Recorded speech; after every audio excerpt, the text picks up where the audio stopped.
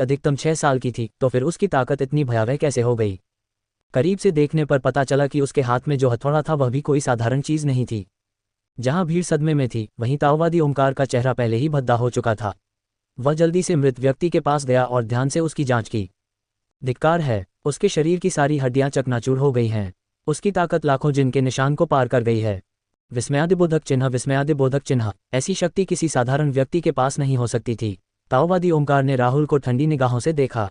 जब राहुल ने ये देखा तो उसने बस ठंडी नज़र से जवाब दिया और कुछ नहीं कहा। बहुत अच्छा, बहुत अच्छा। राहुल, आपके शिष्य वाकई बहुत अच्छे हैं। जैसे ही उसने बोलना समाप्त किया, ताओवादी ओमकार ने अपने अधीनस्थों को शिष्य के शरीर को ले जाने का आदेश दिया। आप बहुत दयालु हैं, राहुल ने विनम्रता से कहा, लेकिन वह अब अपने चेहरे पर मुस्कान नहीं छिपा सका। उन्होंने स्वयं ही खेल खेला था और वे केवल चुपचाप परिणाम भुगत सकते थे। ताओवादी ओमकार ने ठंडी सांस ली और कुछ शिष्यों की ओर देखने के लिए मुड़े, जो तुरंत ताओवादी ओमकार का मतलब समझ गए और एक साथ खुशी की ओर बढ़ गए। प्रश्नवाचक चिन्ह। अब माहौल ठीक नहीं था। प्राचीन राज्य का प्रवेश द्वार अभी अभी खुला था, लेकिन वहां पहले से ही किसी की मौत हो चुकी थी, जिससे सबका उत्साह ठंडा पड़ गया। सुप्रिया भी उसी समय वापस आ गई थी। हमला देखकर उसका दिल पहले से ही गुस्से से जल रहा था। चूंकि वह आगे का रास्ता देखने में व्यस्त थी, इसलिए उसने पीछे की स्थिति पर अधिक ध्यान नहीं दिया, जिससे परम दिव्य संप्रदाय के लोगों को अवसर मिल गया। सौभाग्य से निधि यहाँ था, अन्यथा खुशी सचमुच खतरे में पड़ जाता। तीसरी बहन, तुमने अभी जो किया वो बहुत बढ़िया था। जल्दी से यहाँ वापस आओ। किसी भी क्षण दुश्मन का सामना करने की तैयारी करते हुए खुशी के हाथों से झुलसती हुई लपटों के 2 गोले निकले। भयानक लपटों के 2 गोले देखने के बाद पीछे से दौड़े हुए परम दिव्य संप्रदाय के लोगों ने जल्दबाजी में हमला करने का साहस नहीं किया और बस मूर्खतापूर्वक वहीं खड़े रहे। हालांकि उसी समय निधि अचानक बोल पड़ा, दूसरी बहन, पहले तुम पहली बहन के पास जाओ। मुझे इन छोटे छोटे गुंडों से निपटने दो और उन्हें अच्छी तरह पीटने दो। खुशी अचंभित रह गई। हालांकि जब उसने देखा कि निधि पहले से ही उत्साह से हथौड़ा लहरा रहा है, तो वह जोर से हंस पड़ी। ठीक है, मैं ये छोटे छोटे फ्राइज तुम्हारे लिए छोड़ देता हूँ। मैं यहाँ तुम्हारी रखवाली करूँगा। जाओ और इनके साथ खेलो। अपनी दूसरी बहन की अनुमति प्राप्त करने के बाद निधि ने खुशी से अपने हाथ में हथौड़ा घुमाया। मैं आती हूँ। जैसे ही उसने बोलना समाप्त किया, उसका आकार तोप के गोले की तरह बाहर निकल आया। फक। सर्वोच्च दिव्य संप्रदाय के लोग अचंभित रह गए। क्योंकि वह बहुत छोटी थी, वे केवल आते हुए हथौड़े को ही देख पा रहे थे। हालांकि उन्होंने पीछे हटने की हिम्मत नहीं की और प्रतिरोध करने के लिए अपनी पूरी ताकत लगा दी। हालांकि जैसे ही उनके हथियारों ने आलू के हथौड़े को छुआ, उनकी भुजाएं तुरंत सुन्न हो गईं। ऐसा लग रहा था मानो कोई विशाल पर्वत उनके सिरों पर दबा हुआ हो। उसे रोकने का कोई उपाय नहीं था। वे गाजर की तरह जमीन में धंस गए थे। ताओवादी ओमकार अचानक गुस्से से उठ खड़ा हुआ। वह चाहता था कि ये चंद लोग इस छोटी बच्ची से निपटें, लेकिन उसे उम्मीद नहीं थी कि बदले में उन्हीं से निपटा जाएगा, और वो भी एक ही झटके में। उफ़, मैं हंसते हंसते मर रहा हूँ। जयवीर ने हंसने के लिए सही समय चुना और सर्वोच्च दिव्य संप्रदाय की सेनाओं को सीधे देखा। ओह, किस संप्रदाय के शिष्यों को एक छोटी लड़की ने पीटा? क्या ये तुम्हारा है, ताओवादी ब्लैक आयरन? कितनी शर्मनाक बात है। जयवीर, ज्यादा दूर मत जाओ। ताओवादी काला लोहा गुस्से से फटने ही वाला था। ये तो एक खुला अपमान था। ये छोटी बच्ची स्पष्ट रूप से कोई आध्यात्मिक साधक नहीं थी, फिर भी उसने उनके कई शिष्यों को बुरी तरह पीटा था। ये सचमुच उनके मुंह पर एक तमाचा था। एक पल के लिए गंभीरता से सोचने का नाटक करते हुए जयवीर ने अचानक अपनी जांघ पर थपथपाया और चिल्लाया, ओह, वे वास्तव में आपके सर्वोच्च दिव्य संप्रदाय से हैं। मैं समझ गया, मैं समझ गया। हा। पहले और बाद में देखिए कैसे बैंग्स ने इन 13 सितारों को बदल दिया।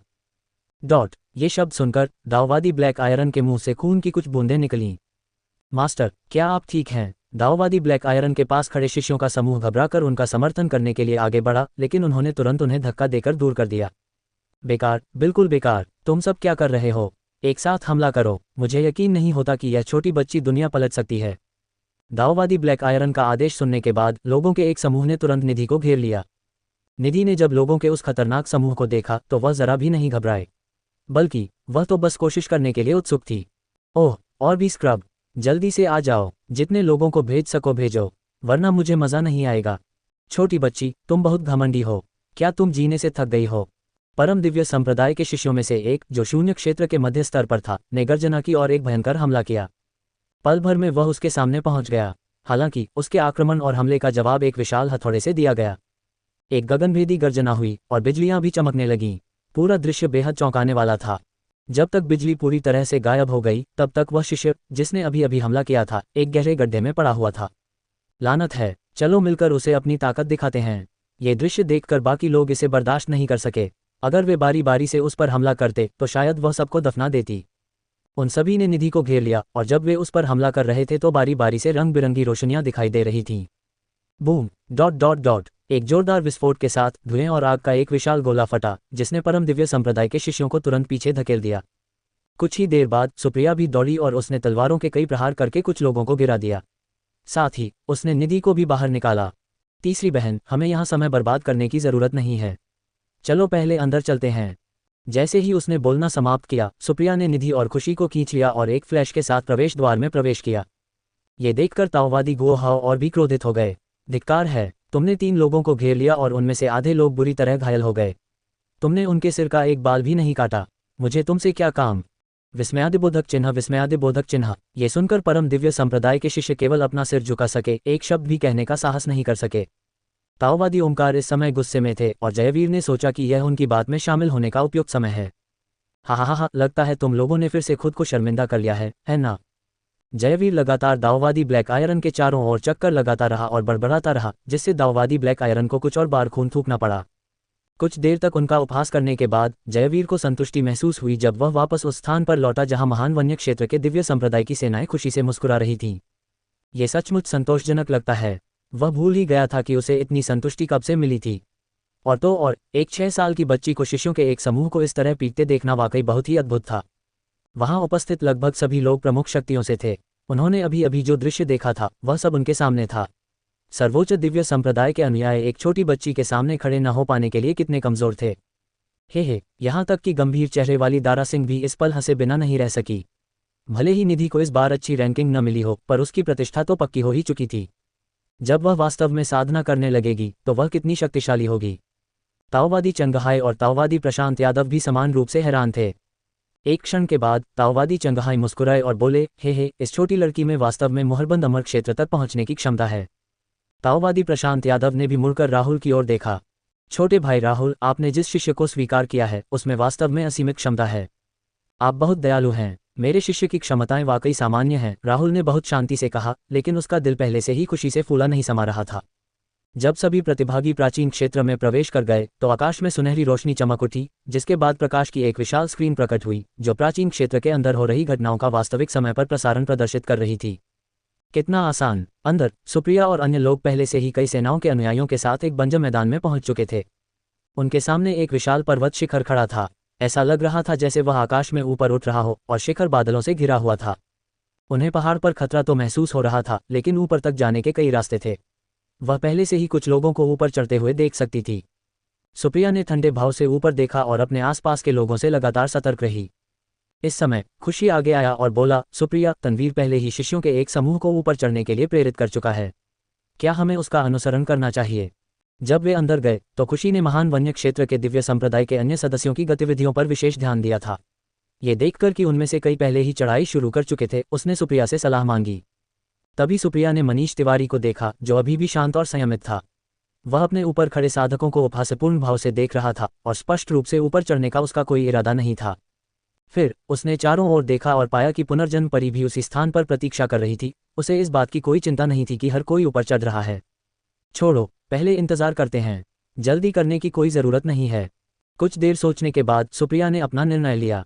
सभा में प्रतिस्पर्धा बहुत कड़ी थी और यदि कोई सावधान न रहे तो उसे बाहर किया जा सकता था। यही वजह थी कि सुप्रिया ने थोड़ी देर और इंतजार करना बेहतर समझा। बेहतर होगा कि वह सर्वोच्च दिव्य संप्रदाय के रेयांश के ठीक पीछे चल पड़े और शायद उसका पीछा करके उसे मार गिराए। पहाड़ की तलहटी में ये देखकर कि अभी भी बहुत से लोग हिल नहीं रहे थे, माहौल और भी तनावपूर्ण हो गया। अब क्या हो रहा है? ये लोग ऊपर क्यों नहीं चढ़ रहे? मुझे भी समझ नहीं आ रहा। ये मुझे बहुत बेचैन कर रहा है। छोड़ो, मैं अब और इंतजार नहीं कर सकता, मैं पहले अपनी चाल चलूंगा। भीड़ हैरान थी, लेकिन फिर भी उन्होंने जल्दी से पहाड़ पर चढ़ने का फैसला किया। आखिरकार वे चढ़ाई करते समय इन प्रतिभाशाली लोगों से सामना नहीं करना चाहते थे, क्योंकि इससे उनकी स्थिति खराब हो जाती। पहले तो वे चाहते थे कि प्रतिभाशाली लोग पहले जाएं और बाद में वे ऊपर चढ़ें, लेकिन प्रतिभाशाली लोगों के इंतजार में होने से उन्हें एक अजीब सा झटका लगा। दूसरी तरफ एक छिपे हुए कोने में रेयांश सुप्रिया को ठंडी निगाहों से घूर रहा था। उनके बगल में खड़े कुछ शिष्य गुस्से से बोले, वरिष्ठ भाई जी, उस छोटी बच्ची ने अभी अभी हमारे कई लोगों को गंभीर रूप से घायल कर दिया है। उसने उनमें से एक को मार भी डाला। क्या हमें अभी जाकर बदला लेना चाहिए? जब तक हम उन सभी को हरा नहीं देते, उन्हें रैंकिंग में प्रवेश करने का मौका भी नहीं मिलेगा। कुछ देर सोचने के बाद रेयांश ने कहा, छोड़ दो। सुप्रिया काफी ताकतवर है और अभी लड़ाई शुरू करना ठीक नहीं होगा। अभी समय नहीं आया है। जब वे ऊपर चढ़ रहे होंगे तो हम पहले बाकी दो से निपटेंगे। इसे कुछ ब्याज इकट्ठा करने के रूप में माना जाएगा। ये कहते हुए वह बहुत गर्व से हंसा। उसके उत्सुक चेहरे से ऐसा लग रहा था मानो वह कोई कदम उठाने के लिए बेताब हो। दूसरी ओर सुप्रिया ने पहले ही रेयांश की दुर्भावनापूर्ण निगाहों को देख लिया था और तुरंत उसे घूरने लगी। उसे पहले ही लग रहा था कि कुछ गड़बड़ है। अचानक उसने देखा कि निधि इधर उधर देख रहा है और उसके दिमाग में एक योजना आई। सुप्रिया निधि की ताकत के बारे में बहुत स्पष्ट था। यदि सर्वोच्च दिव्य संप्रदाय के लोग उससे निपटना चाहते तो संभवतः वे दयनीय स्थिति में पहुंच जाते। ये सोचते हुए सुप्रिया तुरंत निधि के करीब गया और फुसफुसाया, तीसरी बहन, क्या आपने लोगों के उस समूह को देखा? सुप्रिया जिस दिशा की ओर इशारा कर रहा था उस ओर देखते हुए निधि ने सिर हिलाया। सुप्रिया ने आगे कहा, वे लोग हमारे दुश्मन हैं। जब वे हम पर हमला करेंगे तो आप उन्हें अपने हथौड़े से चकनाचूर कर सकते हैं और पूरी ताकत से हमला कर सकते हैं, ठीक है? हे, ठीक है, मुझे करने दो, मैं चीज़ों को तोड़ने में सबसे अच्छा हूँ। वह खुशी से हथौड़े को हाथ में घुमाने लगी। पता चला कि वह पहले से ही इतनी ऊब चुकी थी कि उसे नींद आ गई थी। अब उसके पास आगे देखने के लिए कुछ था। ये कहने के बाद सुप्रिया ने खुशी की ओर देखा और कहा, दूसरी बहन, मैं बाद में सबसे पहले ऊपर जाऊंगा। तुम यहीं रुककर निधि की देखभाल करोगी, ठीक है? खुशी के मान जाने के बाद उसने निधि का छोटा सा हाथ कसकर पकड़ लिया। उसे डर था कि अगर उसने हाथ छोड़ा तो ये छोटी बच्ची तुरंत ही परम दिव्य संप्रदाय के शिष्यों पर टूट पड़ेगी। थोड़ी देर बाद मनीष तिवारी अचानक उठ खड़ा हुआ और अपनी मांसपेशियों को तानते हुए बोला, अब समय आ गया है। ऐसा कहकर उसने एक हाथ में तलवार पकड़ी और तुरंत पहाड़ पर चढ़ गया। ये देखकर कि मनीष तिवारी ने पहले ही कार्रवाई कर दी है, पुनर्जन्म परी ने भी उसका पीछा किया और शीर्ष पर चढ़ना शुरू कर दिया। शो शुरू हो गया है। ये देखकर कि दो प्रतिभाशाली लोग पहले ही आगे बढ़ना शुरू कर चुके हैं, बाकी सभी लोग जो प्रतीक्षा कर रहे थे उन्होंने भी आगे बढ़ना शुरू कर दिया। हालांकि सुप्रिया वहीं रही और रेयांश की गतिविधियों पर कड़ी नजर रखती रही। थोड़ी देर बाद रेयांश आखिरकार खुद को रोक नहीं पाया और चढ़ाई शुरू कर दी। ये देखकर सुप्रिया ने अपनी छोटी बहनों की ओर हाथ हिलाया और तेजी से उसके पीछे चल पड़ी। नियमों के अनुसार इस विशाल पर्वत की चोटी पर केवल एक ही व्यक्ति पहुंच सकता था। जब भी कोई प्रतिभागी एक निश्चित दूरी तक आगे बढ़ता तो उसका सामना किसी प्रतिद्वंद्वी से होता और जो प्रतिभागी उसके निकट होते वे संभवतः उनके प्रतिद्वंद्वी बन जाते। यही कारण था कि सुप्रिया परम दिव्य संप्रदाय के शिष्यों की प्रतीक्षा कर रही थी। वह इस सभा में समय से पहले ही उनकी यात्रा समाप्त करना चाहती थी। हालांकि जैसे ही वह रवाना हुई, सर्वोच्च दिव्य संप्रदाय के दर्जनों लोगों ने तुरंत खुशी और निधि को घेर लिया। ये स्थिति देखकर माहौल अचानक तनावपूर्ण हो गया। ये लोग क्या करने की कोशिश कर रहे हैं? क्या ऐसा हो सकता है कि सर्वोच्च दिव्य संप्रदाय उन दोनों को अभी खत्म करना चाहता है? लोग आपस में कानाफूसी करने लगे। जो लोग जाने वाले थे वे भी एक साथ रुक गए और शो देखने के लिए रुक गए। आखिरकार उन्होंने प्राचीन क्षेत्र के प्रवेश द्वार खुलने से पहले दोनों संप्रदायों के बीच संघर्ष देखा था, इसलिए वे जानते थे कि कुछ बड़ा होने वाला है। शो शुरू होने वाला है। क्या खुशी और उसकी छोटी बहन इस संकट से बच पाएंगे? वहां मौजूद दर्शकों का मदद करने का कोई इरादा नहीं था और वे सुरक्षित दूरी से देखने के लिए पीछे हट गए। हे, इस बार कोई तुम्हारी मदद नहीं करेगा, है ना? सर्वोच्च दिव्य संप्रदाय के लिए यून ने उपहास किया। ये सुनकर खुशी अभी भी शांत और संयमित दिख रहा था। मदद? क्या तुम्हें लगता है कि तुम्हारे साधारण कौशल के साथ तुम इस लायक हो कि मैं तुमसे मदद मांगूं? खुशी ने तिरस्कारपूर्वक जवाब दिया। छी, तुम जितना चाहो घमंडी हो सकते हो, बाद में मदद के लिए रोओगे, लियू यून ने गुस्से से कहा। तीसरी बहन, अब तुम शुरू कर सकती हो। जाओ और जी भरकर बजाओ। हाँ, दूसरी बहन, जरा मुझे देखो। जैसे ही उसने बोलना समाप्त किया, निधि ने अपनी मुट्ठियां रगड़ी और अपना हथौड़ा जमीन से उठा लिया। मेरे पास आओ, स्क्रब्स। एक 6 साल की छोटी लड़की द्वारा उकसाया जाना पूरी तरह से असहनीय था और सर्वोच्च दिव्य संप्रदाय के शिष्य तुरंत क्रोधित हो गए। लानत है छोटी बच्ची, आज मैं तुम्हें अच्छा सबक सिखाऊंगा। जैसे ही उसने बोलना समाप्त किया, परम दिव्य संप्रदाय के 4 लोगों ने एक साथ उस पर हमला कर दिया। एक के बाद एक भयंकर हमले हुए। अगर कोई और होता तो उसका पहला विचार हमलों से बचना होता। हालांकि निधि कभी नहीं डरा और उसने सीधे लड़ने का विकल्प चुना। उसने अपने हाथ में हथौड़ा उठाया और उसे हमलों की ओर घुमाया। धमाका! जब प्रभाव से विस्फोट समाप्त हुआ तो इस दृश्य को देखने वाला हर व्यक्ति पूरी तरह से अचंभित रह गया। हे भगवान! बैंगनी बिजली की चमक से धूल का बादल उठ रहा था। जब तक धूल जमी तब तक हमला करने वाले 4 लोग जमीन पर गिर चुके थे, उनके शरीर अभी भी हिल रहे थे। वाह, वह बहुत शक्तिशाली है। वहां मौजूद सभी लोग बेहद हैरान थे। लियू यून तो अनजाने में ही कुछ कदम पीछे हट गया। कौन जानता था कि यह हानिरहित दिखने वाली छोटी सी बच्ची वास्तव में इतनी आश्चर्यजनक शक्ति के साथ विस्फोट कर सकती है। ये निश्चित रूप से नकली था। एक भ्रम, हाँ, ऐसा लगता है कि आपका सर्वोच्च दिव्य संप्रदाय प्रयास के लायक नहीं है, खुशी ने उपहास किया, उसकी आंखें तिरस्कार से भर गईं। इस प्रक्रिया के दौरान वह बस शांति से खड़ी रही और लड़ाई पूरी तरह से निधि पर छोड़ दी। कितना घमंडी! लियू यून क्रोधित हो गया और अपनी पूरी ताकत से भड़क उठा। उसके पीछे परम दिव्य संप्रदाय के शेष शिष्यों ने अपनी आभा छोड़ी और आगे बढ़ने के लिए तैयार हो गए। आज तुम दोनों को कोई नहीं बचा सकता, हमला करो। जैसे ही उसने बोलना समाप्त किया, लियू यून आगे बढ़ गया। ये देखकर निधि और भी खुश हो गई और उसने पूरी ताकत से अपना हथौड़ा चलाया। कुछ ही क्षणों बाद हवा और बादल तेज हो गए और बैंगनी बिजली की चमक जमीन पर गिरी, जिससे सभी लोग चौंक गए। अपनी खुद की बनाई चाल चेन हैमर स्ट्राइक की मदद से वह अपने विरोधियों पर वार कर सकती थी। उसने ये चाल तब सीखी थी जब राहुल ने उसे अंतहीन बिजली तकनीक सिखाई थी। उसने अचानक अपना हथौड़ा उठाया और सीधे जमीन पर पटक दिया। एक क्षण में जमीन फट गई और एक भयंकर शक्ति जमीन के माध्यम से आसपास के क्षेत्र में फैल गई, जिससे सर्वोच्च दिव्य संप्रदाय के 10 से अधिक शिष्य उड़ गए। ये निश्चित रूप से नहीं हो रहा है। इस समय लियू यून का चेहरा पीला और कमजोर था। वह सचमुच डर गया था। क्या ये 6 साल की बच्ची किसी देवता का पुनर्जन्म थी?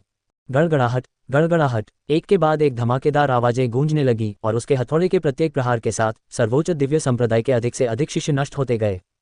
डॉट डॉट डॉट प्राचीन क्षेत्र के प्रवेश द्वार के बाहर 1 दर्जन से अधिक आकृतियां जमीन पर गिर पड़ीं।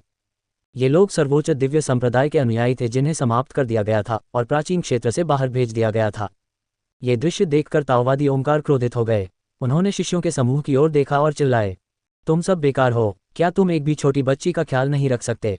दाओवादी ब्लैक आयरन जल्दी से आगे आया और बोला, गुरुजी, इतनी छोटी सी बात पर गुस्सा होने की कोई जरूरत नहीं है। उफ, मैं हंसते हंसते मर रहा हूँ। इससे पहले कि ताओवादी ब्लैक आयरन अपनी बात पूरी कर पाता, जयवीर घाव पर नमक छिड़कने के लिए आगे बढ़ा और गिरे हुए शिष्यों की जांच करते हुए बुरी तरह से हंसने लगा। लगता है उनके लिए सभा की शुरुआत ही सभा का अंत है। कितना दयनीय है। जयवीर, मैं तुम्हें सलाह देता हूं कि अपनी किस्मत को ज्यादा ना आजमाओ। अगर मैं अपनी किस्मत आजमाना चाहूं तो तुम क्या कर सकते हो? अगर तुम में क्षमता है तो आओ और मुझ पर हमला करो। आपका भी शायद अपने शिष्यों जैसा ही हाल होगा। डॉट डॉट जयवीर के आत्मसंतुष्ट चेहरे को देखकर राहुल खुद को रोक नहीं पाया और बोला, वरिष्ठ भाई जयवीर, आपको ऐसा नहीं कहना चाहिए। आखिरकार सर्वोच्च दिव्य संप्रदाय के शिष्यों की प्रसिद्धि प्रशिक्षण और उपलब्धियों पर टिकी है। उनमें से हर एक विशेषज्ञ है। मैं समझ गया। गलती मेरी ही थी। शुक्र है कि जूनियर मार्शल ब्रदर ये ने मुझे आगाह कर दिया, वरना उस प्रदर्शन के बाद मैं भूल ही जाता कि वे विशेषज्ञ थे। मुझे समझ नहीं आ रहा। अरे रुको, अब समझ आया, ये नकली शिष्य हैं, है ना? ढोंगी, ये निश्चित रूप से परम दिव्य संप्रदाय से नहीं हैं। ताओवादी ओमकार ने अपनी नज़र राहुल और जयवीर पर घुमाई, जो अभी भी खुशी खुशी बातें कर रहे थे। वह बस उन्हें पीटकर चुप कराना चाहता था। दुर्भाग्यवश उसके पास ऐसा करने की शक्ति नहीं थी। ग्रैंड मास्टर, ताओवादी ओमकार लगभग जमीन पर गिर ही पड़े थे। सौभाग्य से उनके बगल में बैठे शिष्य ने तुरंत प्रतिक्रिया दी और उन्हें संभाल लिया। ये दृश्य देखकर राहुल के मुंह के कोने और भी सिकुड़ गए और वह मन ही मन बहुत खुश हुआ। जयवीर भी बहुत तरोताज़ा महसूस कर रहा था। ऐसा लग रहा था कि इस छोटे भाई के पीछे पीछे घूमने से उसे ऐसे लोगों का मजाक उड़ाने के कई मौके मिलेंगे। जूनियर मार्शल ब्रदर ये, सीनियर ब्रदर गाओ, आप लोग वास्तव में बहुत निर्दयी हैं, हाहा, टीचर निशा ने हंसते हुए कहा। धत्तेरी की। दूसरी ओर ताओवादी ओमकार खुद को संभालने की कोशिश कर रहा था। किसी खास पर अपना गुस्सा जाहिर न करते हुए उसने मुड़कर अपने पीछे खड़े एक युवक से कहा, वाह लकी मेहता, अब तुम्हारे चलने का समय हो गया है, जल्दी करो और जाओ। ये सुनकर लकी मेहता नाम के युवक ने तुरंत अपनी छाती थपथपाई और बुरी तरह मुस्कुराया। मालिक, यह मामला मुझ पर छोड़ दीजिए। लकी मेहता की बातें सुनकर वहां मौजूद सभी लोग हैरान रह गए। क्या ये युवक वास्तव में ताओवादी ओमकार का निजी शिष्य था? यदि ऐसा होता तो क्या वह और दाओवादी ब्लैक आयरन एक ही दर्जे के होते? ऐसा लग रहा था कि यह युवक असाधारण रूप से प्रतिभाशाली था। विस्मयादिबोधक चिन्ह, विस्मयादिबोधक चिन्ह। लकी मेहता को धीरे धीरे प्रवेश द्वार की ओर आते देख ओमकार को बहुत गर्व हुआ। हाँ राहुल, यह आपकी उम्मीदों से बढ़कर है ना? मैंने तुम्हारे चेलों से निपटने के लिए खास तौर पर एक बैकअप प्लान तैयार किया है। बस इंतजार करो और देखो कि मेरा चेला तुम्हारी योजना को कैसे ध्वस्त कर देता है। ये सुनकर जयवीर अनायास ही भौचक्का रह गया। वह समझ गया कि यह युवक शून्य लोक की उन्नत अवस्था में पहुंच गया है। क्या खुशी और निधि इस नवागंतुक को संभाल सकते हैं? ये सोचकर जयवीर को चिंता होने लगी। छोटे भाई राहुल, इसने तो वाकई गंदी चाल चली है। क्या मैं त्यानयू से नीचे आकर मदद करने को कहूँ? उसने राहुल से फुसफुसाते हुए कहा। डॉट डॉट डॉट ये सुनने के बाद राहुल मुस्कुराया और लकी मेहता को प्राचीन क्षेत्र में प्रवेश करते देखा। इसकी कोई ज़रूरत नहीं है, मेरे 2 शिष्य उसे संभाल सकते हैं। टीचर निशा और जयवीर कुछ स्तब्ध थे। राहुल काफ़ी आश्वस्त लग रहा था। क्या उसके पास भी कोई बैकअप प्लान था? चूंकि राहुल को इसकी कोई चिंता नहीं थी, इसलिए उन्होंने तय किया कि सब ठीक हो जाएगा। वैसे भी उनका ये छोटा भाई लगभग कभी गलत नहीं होता था। जयवीर ने दूर से लकी मेहता की आकृति को देखा और आह भरी। आपने जो बैकअप प्लान छोड़ा है वो ये बच्चा है ना? वो काफी मजबूत लग रहा है। मुझे उम्मीद है कि वो मुझे निराश नहीं करेगा। ताओवादी ओमकार ने शांति से लेकिन गर्व से उत्तर दिया, नहीं नहीं, वह इतना ताकतवर नहीं है। हालांकि वह उन 2 लड़कियों से निपटने के लिए पर्याप्त ताकतवर है। ओह, चूंकि आप इतने आश्वस्त हैं तो चलिए देखते हैं कि क्या होता है। इस समय प्राचीन क्षेत्र में निधि वास्तव में आनंद ले रहा था। यहाँ कोई भी उसके हथौड़े का सामना नहीं कर सकता था। ऐसा लग रहा था जैसे सब्जियां कुचल रही हों और वह पूरा मजा ले रही थी। लियू यून असहाय होकर देखता रहा कि कैसे विशाल हथौड़ा उस पर गिर पड़ा। उसके पास प्रतिक्रिया करने का बिल्कुल भी समय नहीं था। जब उसने सोचा कि अब सब कुछ खत्म हो गया है, तभी एक चमकदार काली तलवार उड़कर आए और हथौड़े को रोक दिया। जब तक वह कुछ प्रतिक्रिया देता, उसने एक युवक को धीरे धीरे आगे बढ़ते देखा। लियू यून क्षण भर के लिए स्तब्ध रह गया, फिर उसने तुरंत उस नए व्यक्ति का अभिवादन किया। लियू यून, मार्शल अंकल लकी मेहता का अभिवादन करता है। मेरे पीछे खड़े रहो, मैं ये लड़ाई संभाल लूंगा। डॉट डॉट लकी मेहता मुस्कुराया और लियू यून को पीछे हटने को कहा। फिर वह निधि की ओर चल पड़ा। लकी मेहता की नज़र से ऐसा लग रहा था जैसे वह किसी खिलौने को देख रहा हो। उसके शरीर से निकलने वाली आभा को महसूस करते हुए खुशी ने तुरंत निधि को हमला करने से रोक दिया और कहा, तीसरी बहन, अभी रुक जाओ। ये व्यक्ति काफ़ी ताकतवर है, इसलिए मुझे कार्यभार संभालने दीजिए। ये सुनकर निधि ने लकी मेहता की तरफ देखा। उसका घमंडी रूप देखकर उसने चाहा कि वह उस पर हथौड़ा चला दे। हालांकि वह अभी भी नाखुश थी, फिर भी उसने खुशी के अनुरोध को स्वीकार कर लिया। ऐसा नहीं था कि वह ऐसा नहीं कर सकती थी, लेकिन उसे अपने शिक्षक द्वारा सिखाए गए अंतहीन बिजली कौशल का उपयोग करना होगा, जिसे वह अभी भी कुशलता से उपयोग नहीं कर सकती थी। राहुल ने उसे ये भी चेतावनी दी थी कि जब तक वह वास्तविक संकट में न हो तब तक इसका उपयोग न करे, क्योंकि एक गलत कदम के परिणामस्वरूप गंभीर परिणाम हो सकते हैं। ठीक है दूसरी बहन, मैं इस घिनौने आदमी को तुम्हारे हवाले कर दूंगी। अगर तुम बाद में उसे नहीं हरा पाई तो मैं तुम्हारी मदद करूंगी। खुशी लगभग आमने सामने हो गया। क्या उसकी तीसरी बहन उसकी योग्यता की बहुत कद्र नहीं करती थी? तीसरी बहन, मेरी बात सुनो, यहीं रुको और मेरा इंतजार करो, इधर उधर मत भटको। जैसे ही उसने बोलना समाप्त किया, खुशी ने निधि के छोटे से सिर को सहलाया और लकी मेहता की ओर चल दिया। फिर उसने अपने हाथ हिलाए और उसकी हथेलियों में अत्यंत भयानक लपटें उठने लगीं। ये देखकर लकी मेहता हैरान रह गया। क्या ये स्वर्ग की जलती हुई लपटें हैं? ये तो सिर्फ पुरानी किताबों में ही मिलता है। हालांकि दूसरी बार देखने के बाद लकी मेहता ने आखिरकार राहत की सांस ली और ठंडे भाव से कहा, हाँ, ये तो स्वर्ग की जलती लपटों का एक नकली संस्करण है। तुमने तो मुझे लगभग पकड़ ही लिया था। खुशी के हाथ में जो लपटें थीं वे वास्तव में स्वर्ग की जलती हुई लपटें नहीं थीं, बल्कि वे वास्तविक स्वर्ग स्तर की लपटें थीं। इसके अलावा यदि इन ज्वालाओं को विकसित और पोषित किया जाए तो वे सच्ची स्वर्ग जलती हुई ज्वालाओं के स्तर तक पहुंचने में सक्षम होंगी। खुशी का मनमोहक रूप देखकर लकी मेहता मदहोश हो गया। उसने अपनी कामुक निगाहें ऊपर नीचे घुमाईं और फिर बोला, ये लड़की वाकई खूबसूरत है। हालांकि यह मेरी औरत नहीं है। कितने अफसोस की बात है। जैसे ही उसने बोलना समाप्त किया, उसके हाथ में काली कृपाण चमक उठी और उसने उस पर हमला कर दिया तथा उसे अचंभित करने का प्रयास किया। खुशी की अभिव्यक्ति शांत रही। उसने अपना हाथ बढ़ाया और काले कृपाण के पीछे थपथपाया, जिससे वह आसानी से अलग हो गया। फिर उसने अपने हाथ में पकड़ी आग की लपटों को उसकी ओर फेंका, जिससे ऊर्जा की भयानक तरंगें निकलीं, जिससे उसे बचने और पीछे हटने के लिए मजबूर होना पड़ा। पहली टक्कर से लकी मेहता को कोई फायदा नहीं हुआ था, जिससे वह हैरान था। उसकी लपटें असाधारण थीं और उसकी तकनीक भी रहस्यमयी थी। वर्तमान स्थिति को देखते हुए उसके लिए उसके करीब पहुंचना कठिन लग रहा था। धत्तेरी की, ये कहते हुए लकी मेहता ने एक बार फिर अपनी कृपाण निकाली और खुशी पर वार किया। कृपाण की काली किरणों ने उसके भागने के सारे रास्ते बंद कर दिए। हालांकि वह फिर भी किसी न किसी तरह रहस्यमय तरीके से हर बार इन कृपाण किरणों से बच निकलने में कामयाब रही। लगातार दर्जनों हमले करने के बाद लकी मेहता का धैर्य जवाब दे गया। उसने अपने मालिक से पहले ही पूरे विश्वास के साथ कहा था कि वह इन दोनों को जरूर खत्म कर देगा। हालांकि चीजें योजना के मुताबिक नहीं हो रही थीं। डॉट डॉट डॉट उफ साली, बस इतना ही है क्या? अगर ऐसा है तो चलो अभी इसे खत्म करते हैं। ऐसा कहने के बाद लकी मेहता ने अपनी पूरी ताकत लगा दी। वह वास्तव में एक शीर्ष स्तरीय शून्य क्षेत्र विशेषज्ञ है। खुशी ये देखकर हैरान रह गई। वह एक मध्यम स्तरीय शून्य क्षेत्र साधक थी और अपनी ज्वालाओं की मदद से वह उसके उन्नत स्तरीय शून्य क्षेत्र स्तर के हमलों का प्रतिरोध कर सकती थी। अब जब चीजें बहुत बिगड़ चुकी हैं तो अगर चीजें ऐसी ही रहीं तो वह उनका सामना नहीं कर पाएगी। ये सोचते हुए खुशी ने संकोच नहीं किया और चुपचाप अपना गॉड सेबर निकाला और अपनी आंखें बंद कर लीं। कुछ ही क्षणों बाद खुशी का स्वरूप सभी की दृष्टि से ओझल हो गया। इसके तुरंत बाद उसकी हत्या की मंशा उसकी ज्वाला की शक्ति के साथ मिलकर प्रकट हो गई। ये दृश्य देखकर वहां उपस्थित लोगों के मुंह खुले के खुले रह गए। हे भगवान, ये हत्या का इरादा बहुत घिनौना है। ये कैसी तकनीक है? लियू युन ने कांपती आवाज में कहा। क्या ऐसा हो सकता है कि वह एक बिल्कुल नई स्वर्गीय दिव्य शक्ति का उपयोग कर रही हो? आकाश में लकी मेहता ने खुशी को अविश्वास से देखा। उसने यह उम्मीद नहीं की थी कि खुशी को इतनी सारी स्वर्गीय दिव्य शक्तियां प्राप्त होंगी। अरे कोई बात नहीं, अब तो स्वर्ग जैसी दिव्य शक्ति भी परिणाम नहीं बदल पाएगी।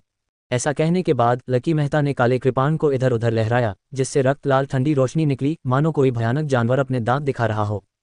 Dot dot. इस समय वहां उपस्थित शिष्यों के चेहरे का रंग पीला पड़ गया। वे बहुत डर गए। ये सर्वोच्च दिव्य संप्रदाय की स्वर्ग स्तरीय दिव्य शक्ति है, बीस्ट गेज। जब दाओवादी ब्लैक आयरन ने यह दृश्य देखा तो वह कुछ क्रोधित हुए बिना नहीं रह सका। वह सर्वोच्च दिव्य संप्रदाय का नेता था, फिर भी ताओवादी ओमकार ने उसे यह चाल नहीं सिखाई थी। इसके बजाय उसने इसे लकी मेहता को सिखाया था। इसका क्या मतलब था? क्या ऐसा हो सकता है कि मास्टर को अब भी मुझ पर भरोसा नहीं है? यह विचार आते ही दाओवादी ब्लैक आयरन ने अपने गुरु की ओर एक लंबी नज़र डाली और मन ही मन अपने मन में एक निर्णय लिया। जानवरों की नज़र, जयवीर ने मन ही मन बुदबुदाया। वह थोड़ा घबराया हुआ था। मौजूदा हालात में यह कहना मुश्किल था कि कौन जीतेगा और कौन हारेगा। राहुल भी इस समय चिंतित था। वह जानता था कि गॉडसेबर और अपनी स्वर्गीय दिव्य शक्तियों की मदद से भी वह लकी मेहता के बीस्ट गेज को हरा नहीं सकती। आखिरकार लकी मेहता की तुलना में उसकी साधना में अभी भी कमी थी, और वह भी सिर्फ एक मामूली क्षेत्र से नहीं। ये ठीक इसी वजह से था कि राहुल केवल निधि पर ही अपनी उम्मीदें रख सकता था। छोटी बच्ची, तुम्हारी दूसरी बहन इस संकट से बच पाएगी या नहीं, ये तुम पर निर्भर करेगा। चलो देखते हैं कि आपकी ऊपरी सीमा कितनी भयानक है। राहुल बिना पलक झपकाए आकाश में स्क्रीन को देखता रहा। इस समय लकी मेहता हमला करने के लिए तैयार था। उसने ठंडे स्वर में कहा, चलो अब ये तमाशा खत्म करते हैं। मरो। पलक झपकते ही एक भयानक मायावी राक्षसी प्रेत प्रकट हुआ। उसकी आंखों से दो गहरी लाल रोशनियां निकलीं जो खुशी की ओर बढ़ रही थीं। खुशी के पास इस हमले का प्रतिरोध करने के लिए अपने गॉडसेबर और आग की लपटों का इस्तेमाल करने के अलावा कोई विकल्प नहीं था। कुछ ही क्षणों बाद खुशी जोरदार धमाके के साथ जमीन पर गिर पड़ी। इस संक्षिप्त टक्कर ने उसे पीछे धकेल दिया और उसके पैर गिर गए। सौभाग्य से राहुल ने उसे बहुत सारी स्वास्थ्य लाभ की गोलियां दी थीं, इसलिए उसने तुरंत एक आत्मा वापसी की गोली ली और अपनी चरम स्थिति में लौट आए। हालांकि लकी मेहता ने हार नहीं मानी और अपनी जीत सुनिश्चित करने के प्रयास में अपनी बढ़त को बढ़ाया। भाड़ में जाओ। इससे पहले कि लकी मेहता उसे नीचे गिराकर मार पाता, एक बड़ा हथौड़ा सीटी बजाता हुआ उसके चेहरे की ओर आया। धमाका। इससे पहले कि वह बच पाता, हथौड़ा उसके चेहरे पर लगा, जिससे वह सैकड़ों मीटर पीछे उड़ गया। तुमने सचमुच मेरी दूसरी बहन को नुकसान पहुंचाने की हिम्मत की। तुम मौत को दावत दे रहे हो। निधि गुस्से से चिल्लाया। यह अंत नहीं था। आसमान से बैंगनी बिजली गिरी और उसने उस क्रूर जानवर के मायावी भूत को तुरंत तितर-बितर कर दिया। अरे या वाह, क्या यह असली के लिए है? उस छोटी लड़की ने वास्तव में लकी मेहता को उड़ा दिया था, और यहाँ तक कि उसकी जानवर जैसी निगाहों का भी ख्याल रखा था। हर कोई उनके शानदार प्रदर्शन को देख रहा था। Dot dot. लकी मेहता ने लगातार कुछ घूंट खून थूका। जब उसने ऊपर देखा तो उसने देखा कि बैंगनी रंग की बिजली की चमक उस छोटी बच्ची के चारों ओर लगातार टिमटिमा रही थी, जिससे एक ऐसा बिजली का क्षेत्र बन गया था जो बेहद भयावह लग रहा था। क्या? प्राचीन क्षेत्र के बाहर ताओवादी ओमकार अचानक उठ खड़े हुए और उनकी अभिव्यक्ति अविश्वास से भरी हुई थी।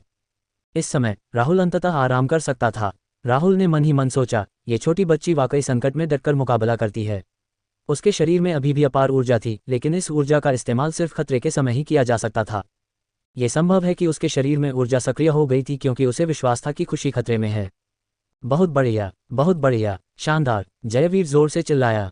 इस समय निधि गहरी सोच में डूबी हुई लग रही थी। अचानक उसने अपनी आंखें खोलीं, जो चमक उठी और भयानक शक्ति से फूट पड़ीं। उसके पीछे एक परी के समान सुंदर एक भ्रामक आकृति प्रकट हुई, जिसे देखकर सभी ने अनजाने में अपना सिर नीचे कर लिया। हाँ, क्या वह किसी शक्तिशाली व्यक्ति का पुनर्जन्म हो सकती है? यद्यपि यह भ्रामक आकृति केवल क्षण भर के लिए ही प्रकट हुई, परंतु लगभग सभी ने इसे देखा। ताओवादी चंगहाई और ताओवादी प्रशांत यादव दोनों हैरान थे। Dot dot. क्या ये पुनर्जन्म केवल प्राचीन पुस्तकों में ही मौजूद है? ताओवादी कमलनाथ मन ही मन बुदबुदाया। उसे यकीन नहीं हो रहा था कि उसने अभी क्या देखा है। उसने बगल में बैठे राहुल की तरफ देखा तो वो अभी भी शांत था। इसका मतलब था कि उसे ये सब बहुत पहले से पता था। उसका दिल ईर्ष्या से भर गया। राहुल सचमुच भाग्यशाली था कि उसने उसके जैसी शिष्या को स्वीकार किया। हाँ, तो फिर लगता है ये तय हो गया है। इस छोटी सी बच्ची में बंद अमर लोक तक पहुंचने की क्षमता है। ताओवादी प्रशांत यादव ने आह भरी। उसके पहले के सहज शब्द अब हकीकत बन गए थे। छोटे भाई राहुल, आप राज रखने में बहुत माहिर हैं। आपका सबसे छोटा शिष्य दरअसल एक शक्तिशाली व्यक्ति का पुनर्जन्म है। सौभाग्य से मैं उस पर एक अनुकूल प्रभाव छोड़ने में कामयाब रहा। ताओवादी चंगहाई ने ईर्ष्या से राहुल को देखा। राहुल मुस्कुराया और जवाब दिया, नहीं, इसका मुझसे क्या संबंध है? ये तो भाग्य ही था कि हमारी मुलाकात हुई। ये शब्द सुनकर लोगों ने चुपचाप बोलना बंद कर दिया। 14 special things he'll do only if he's madly in love with you. Bet you didn't know these facts about Indira Gandhi. अपने दिलों में वे सभी समझ गए थे कि पुनर्जन्म लेने वाली प्राणी के रूप में उसकी स्थिति का क्या मतलब है। इस छोटी बच्ची का भविष्य निश्चित रूप से उज्ज्वल था, लेकिन उसे परिपक्व होने और अपनी पूरी क्षमता का उपयोग करने के लिए कई चीज़ों की आवश्यकता थी। सौभाग्य से वह राहुल की शिष्या बन गई थी, जिसका अर्थ था कि उसे संसाधनों, खजाने या यहाँ तक कि सुरक्षा की भी कमी नहीं होगी। कोई भी राहुल के शिष्य पर खुलेआम हमला करने की हिम्मत नहीं करेगा। उधर ये दृश्य देखकर ताओवादी ओमकार का चेहरा तुरंत काला पड़ गया। माना जाता था कि उनके शिष्य ने उन दोनों लड़कियों की देखभाल की थी, लेकिन अब इस छोटी सी बच्ची ने ऐसी भयानक शक्ति प्रकट की थी। उसने पलटकर राहुल की तरफ देखा। अचानक उसके मन में एक विचार आया और उसकी आंखें ठंडक से भर गईं। संयोगवश इसी समय राहुल ने उसकी निगाहें देख लीं। ताओवादी ओमकार, क्या आप कुछ कहना चाहते हैं? उसे इन बुरे इरादों वाले लोगों से सावधान रहना था। वह एक शक्तिशाली व्यक्ति का पुनर्जन्म है। आपका महान वन्य दिव्य संप्रदाय वास्तव में भाग्यशाली है। हालांकि कौन जानता है कि यह छोटी लड़की बड़ी हो पाएगी या नहीं। ताओवादी ओमकार की बातें सुनकर राहुल शांति से मुस्कुराया और बोला, क्या ऐसा है? ऐसा लगता है कि हमेशा ऐसे लोग होंगे जो दूसरों को अच्छा करते देखकर ईर्ष्या करेंगे। हालांकि ये सबसे अच्छा है कि ऐसी स्थिति उत्पन्न न हो। जैसे ही उसने बोलना समाप्त किया, राहुल ने अपनी क्लाउड हेवन तलवार निकाली और आसपास के वातावरण में अत्यंत भयानक तलवार की लहरें छोड़ दीं। पूरा क्षेत्र उसकी तलवार की तान में डूब गया, जिससे हर कोई पीला पड़ गया और कांपने लगा। क्या हो रहा था? राहुल ऐसा क्यों कर रहा था? हर कोई घबराने लगा था। इस समय वहां उपस्थित सभी लोग बहुत घबराए हुए थे और राहुल को ध्यान से देख रहे थे। यहाँ तक कि ताओवादी चंगहाई और ताओवादी प्रशांत यादव को भी भय की भावना महसूस हुई। राहुल, तुम्हारा इससे क्या मतलब है? राहुल को अपनी तलवार खींचते देख ताओवादी ओमकार भयभीत हो गया। आखिरकार वह पहले ही राहुल से हार चुका था और जानता था कि उसके सामने कोई मौका नहीं है। राहुल ने शांति से उत्तर दिया, मुझे वास्तव में आपके समय पर याद दिलाने के लिए धन्यवाद देना है। आखिरकार मेरी शिष्या एक शक्तिशाली व्यक्ति का पुनर्जन्म है, इसलिए बेहतर है कि इस बात का किसी को पता न चले। अगर उसका सामना ऐसे लोगों से हुआ जिनके इरादे गलत हैं, तो वह खतरे में पड़ जाएगी। ये कहते ही उसकी तलवार की नीयत और भी ठंडी हो गई, मानो हवा भी जम गई हो, और वहां मौजूद सभी लोगों ने अनजाने में अपनी सांसें रोक लीं। पलक झपकते ही ढेर सारे फूल और पौधे आसमान में नाचते हुए एक विशाल आकृति बना रहे थे। उस आकृति के दायरे में मौजूद हर किसी को जान का खतरा महसूस हो रहा था। उसके बाद राहुल ने शांति से क्लाउड हेवन तलवार को अपने सामने रखा और अपनी गॉडस्वर्ड निकाल ली। भाड़ में जाओ, वहां एक और तलवार थी। एक बार जब देव तलवार को खोल दिया गया तो हत्या की एक भयानक मात्रा सामने आई, जिससे कुछ साधक लगभग घुटनों पर आ गए। राहुल ने फिर आगे कहा, ये छोटी शिष्या जिसे मैंने अपने साथ रखा है, आमतौर पर बहुत चंचल और शरारती है। उसे इधर उधर भागना और मुसीबत में फंसना पसंद है, इसलिए मुझे हर समय उसकी रक्षा करने का मौका नहीं मिलेगा। चूंकि आप सब जानते ही हैं कि वह एक शक्तिशाली विशेषज्ञ का पुनर्जन्म है, इसलिए मैं आपसे बस माफ़ी मांग सकता हूँ। आखिरकार सिर्फ मरे हुए लोग ही राज रख सकते हैं। ये शब्द सुनकर वहां मौजूद सभी लोगों के चेहरे पीले पड़ गए। कुछ तो भागने लगे, कुछ तो डर के मारे वहीं जम गए। यहाँ कोई भी राहुल के हमलों का सामना करने में सक्षम नहीं था। तभी आसमान में एक दरवाज़ा दिखाई दिया और एक विनाशकारी आभा फैल गई। ऐसा लग रहा था जैसे इस बार राहुल गंभीर थी। इस समय ताओवादी ओमकार और भी ज्यादा डर गया। वह खुद को कई थप्पड़ मारना चाहता था। उसने ये शब्द यूं ही कहे थे, लेकिन उसने राहुल को भड़काने में कामयाबी हासिल कर ली थी। उसे समझना चाहिए था कि ये छोटी बच्ची राहुल के लिए कितनी अहमियत रखती है। क्या वह अपने शिष्य का रहस्य सुरक्षित रखने के लिए यहाँ सभी को मारने वाला था? ताओवादी ओमकार सचमुच दिल की गहराइयों से डर गए और जल्दी से बोले, राहुल नाराज मत हो। मेरा आपके शिष्य को निशाना बनाने का कोई इरादा नहीं है। कृपया गलतफहमी न पालें। क्या ऐसा है? क्या मैंने सचमुच आपकी बात गलत समझ ली? राहुल ने ठंडे स्वर में कहा और अपनी हत्या की मंशा सीधे ताओवादी ओमकार पर केंद्रित कर दी, जिससे वह इतना डर गया कि उसके पैर कांपना बंद नहीं कर सके। मैं बस आपको देना चाहता था, ये सिर्फ एक दोस्ताना अनुस्मारक है। इस समय ताओवादी ओमकार को समझ नहीं आ रहा था कि क्या कहे। उसने जल्दी से ताओवादी चंगहाई और ताओवादी प्रशांत यादव की तरफ देखा और उन्हें मदद के लिए इशारा किया। आखिरकार अगर राहुल ने सचमुच कोई कदम उठाने का फैसला किया तो वे भी खतरे में थे। क्या राहुल उन्हें मार देगा? वे वाकई निश्चिंत नहीं हो सकते थे, क्योंकि राहुल कभी भी नियमों से नहीं खेलता था। अगर वो सचमुच ऐसा करना चाहता था तो ऐसा करना उसके बस में था। चिंता मत करो छोटे भाई राहुल, ताओवादी ओमकार तो बस मुंह फुला रहा था। वैसे भी यहाँ कोई भी तुम्हारे शिष्य का कुछ नहीं बिगाड़ पाएगा। ताओवादी कमलनाथ जोखिम नहीं उठा सकता था। अगर राहुल सचमुच सबको मारने लगे तो वह उसे रोक नहीं पाएगा। इस समय वहां उपस्थित सभी लोग ताओवादी ओमकार से बेहद नफरत करते थे। तुमने ऐसे शब्द क्यों कहे? मरना है तो हमें अपने साथ मत घसीटना। हम तो बस तमाशबीन हैं, फिर भी तुमने अपनी बातों से हमें फंसा दिया। क्या तुम हम सबको मरवाना चाहते हो? क्या खूनी बीस्टार्ड है। जब उसने ताओवादी चंगहाई के शब्द सुने तो राहुल ने अपनी तलवार की मंशा को कुछ हद तक वापस ले लिया, जिससे सभी ने राहत की सांस ली। ऐसा करने का उसका असली मकसद डराना था, मारना नहीं। आखिरकार निधि की खास पहचान सार्वजनिक होने में बस कुछ ही समय बाकी था। इन लोगों को मारने से केवल अपरिहार्य घटना में देरी होगी तथा इससे लाभ की बजाय हानि अधिक होगी, विशेषकर यदि नरसंहार का पता चल जाए। इसलिए सबसे अच्छा उपाय ये था कि इन लोगों के दिलों में आतंक के बीज बो दिए जाएं, जिससे वे निधि को नुकसान पहुंचाने के बारे में कोई भी बुरा विचार न रख सकें। ओह, राहुल ने उदासीन भाव से कहा, लेकिन उसकी नज़रें अभी भी ताओवादी ओमकार पर टिकी थीं। ये सुनकर ताओवादी चंगहाई ने जल्दी से कहा, जल्दबाजी न करें। हालांकि यह छोटी बच्ची एक शक्तिशाली व्यक्ति का पुनर्जन्म है, लेकिन उसके शरीर में कर्म की शक्ति भी बहुत प्रबल है। उसे चोट पहुंचाने के लिए कर्म की उस शक्ति को दरकिनार करना संभव नहीं है। इसके अलावा आपको तो पूर्वी महाद्वीप का नंबर 1 विशेषज्ञ माना ही जाता है। आपके शिष्य के खिलाफ साजिश रचने की हिम्मत कौन करेगा। यहाँ वास्तव में सभी को मारने की कोई आवश्यकता नहीं है। बेशक राहुल को इस बात की जानकारी थी, लेकिन वह बस इस अवसर का उपयोग लोगों को डराने के लिए करना चाहता था। सच कहूं तो अगर राहुल ने खुद भी निधि को मारने की कोशिश की होती तो भी शायद उसकी मौत हो जाती। आखिरकार वह शक्ति एक सीलबंद अमरलोक विशेषज्ञ द्वारा तैयार की गई थी। ताओवादी चंगहाई की बातें सुनकर राहुल ने सहमति जताते हुए सिर हिलाया। फिर मुस्कुराते हुए बोला, ये सही है। एक साधारण व्यक्ति ऐसा करने की हिम्मत कैसे कर सकता है। हालांकि एक बात तो कहनी ही है, निधि मेरी शिष्या है। मुझे इस बात से कोई फर्क नहीं पड़ता कि वह पिछले जन्म में कौन सी विशेषज्ञ थी।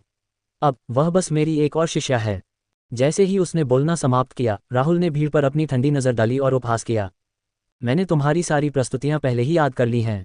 यदि मेरी शिष्या अन्वेषण करते समय घायल हो जाती है तो मुझे निर्दयी होने का दोष मत दीजिए। मैं इसका दोष तुम सब पर डालूंगा। उसका राज जानने में तुम्हारी ही गलती है। तुम जियोगे या मरोगे ये तुम पर निर्भर करता है। ये सुनकर वहां उपस्थित सभी लोगों के चेहरे पर अचानक परिवर्तन आ गया। स्लिम फिट फक, मुझे मत बताओ कि अगर वह खुद गिर गई तो वह हमें दोषी ठहराएगा। आप इसके लिए हमें कैसे दोषी ठहरा सकते हैं।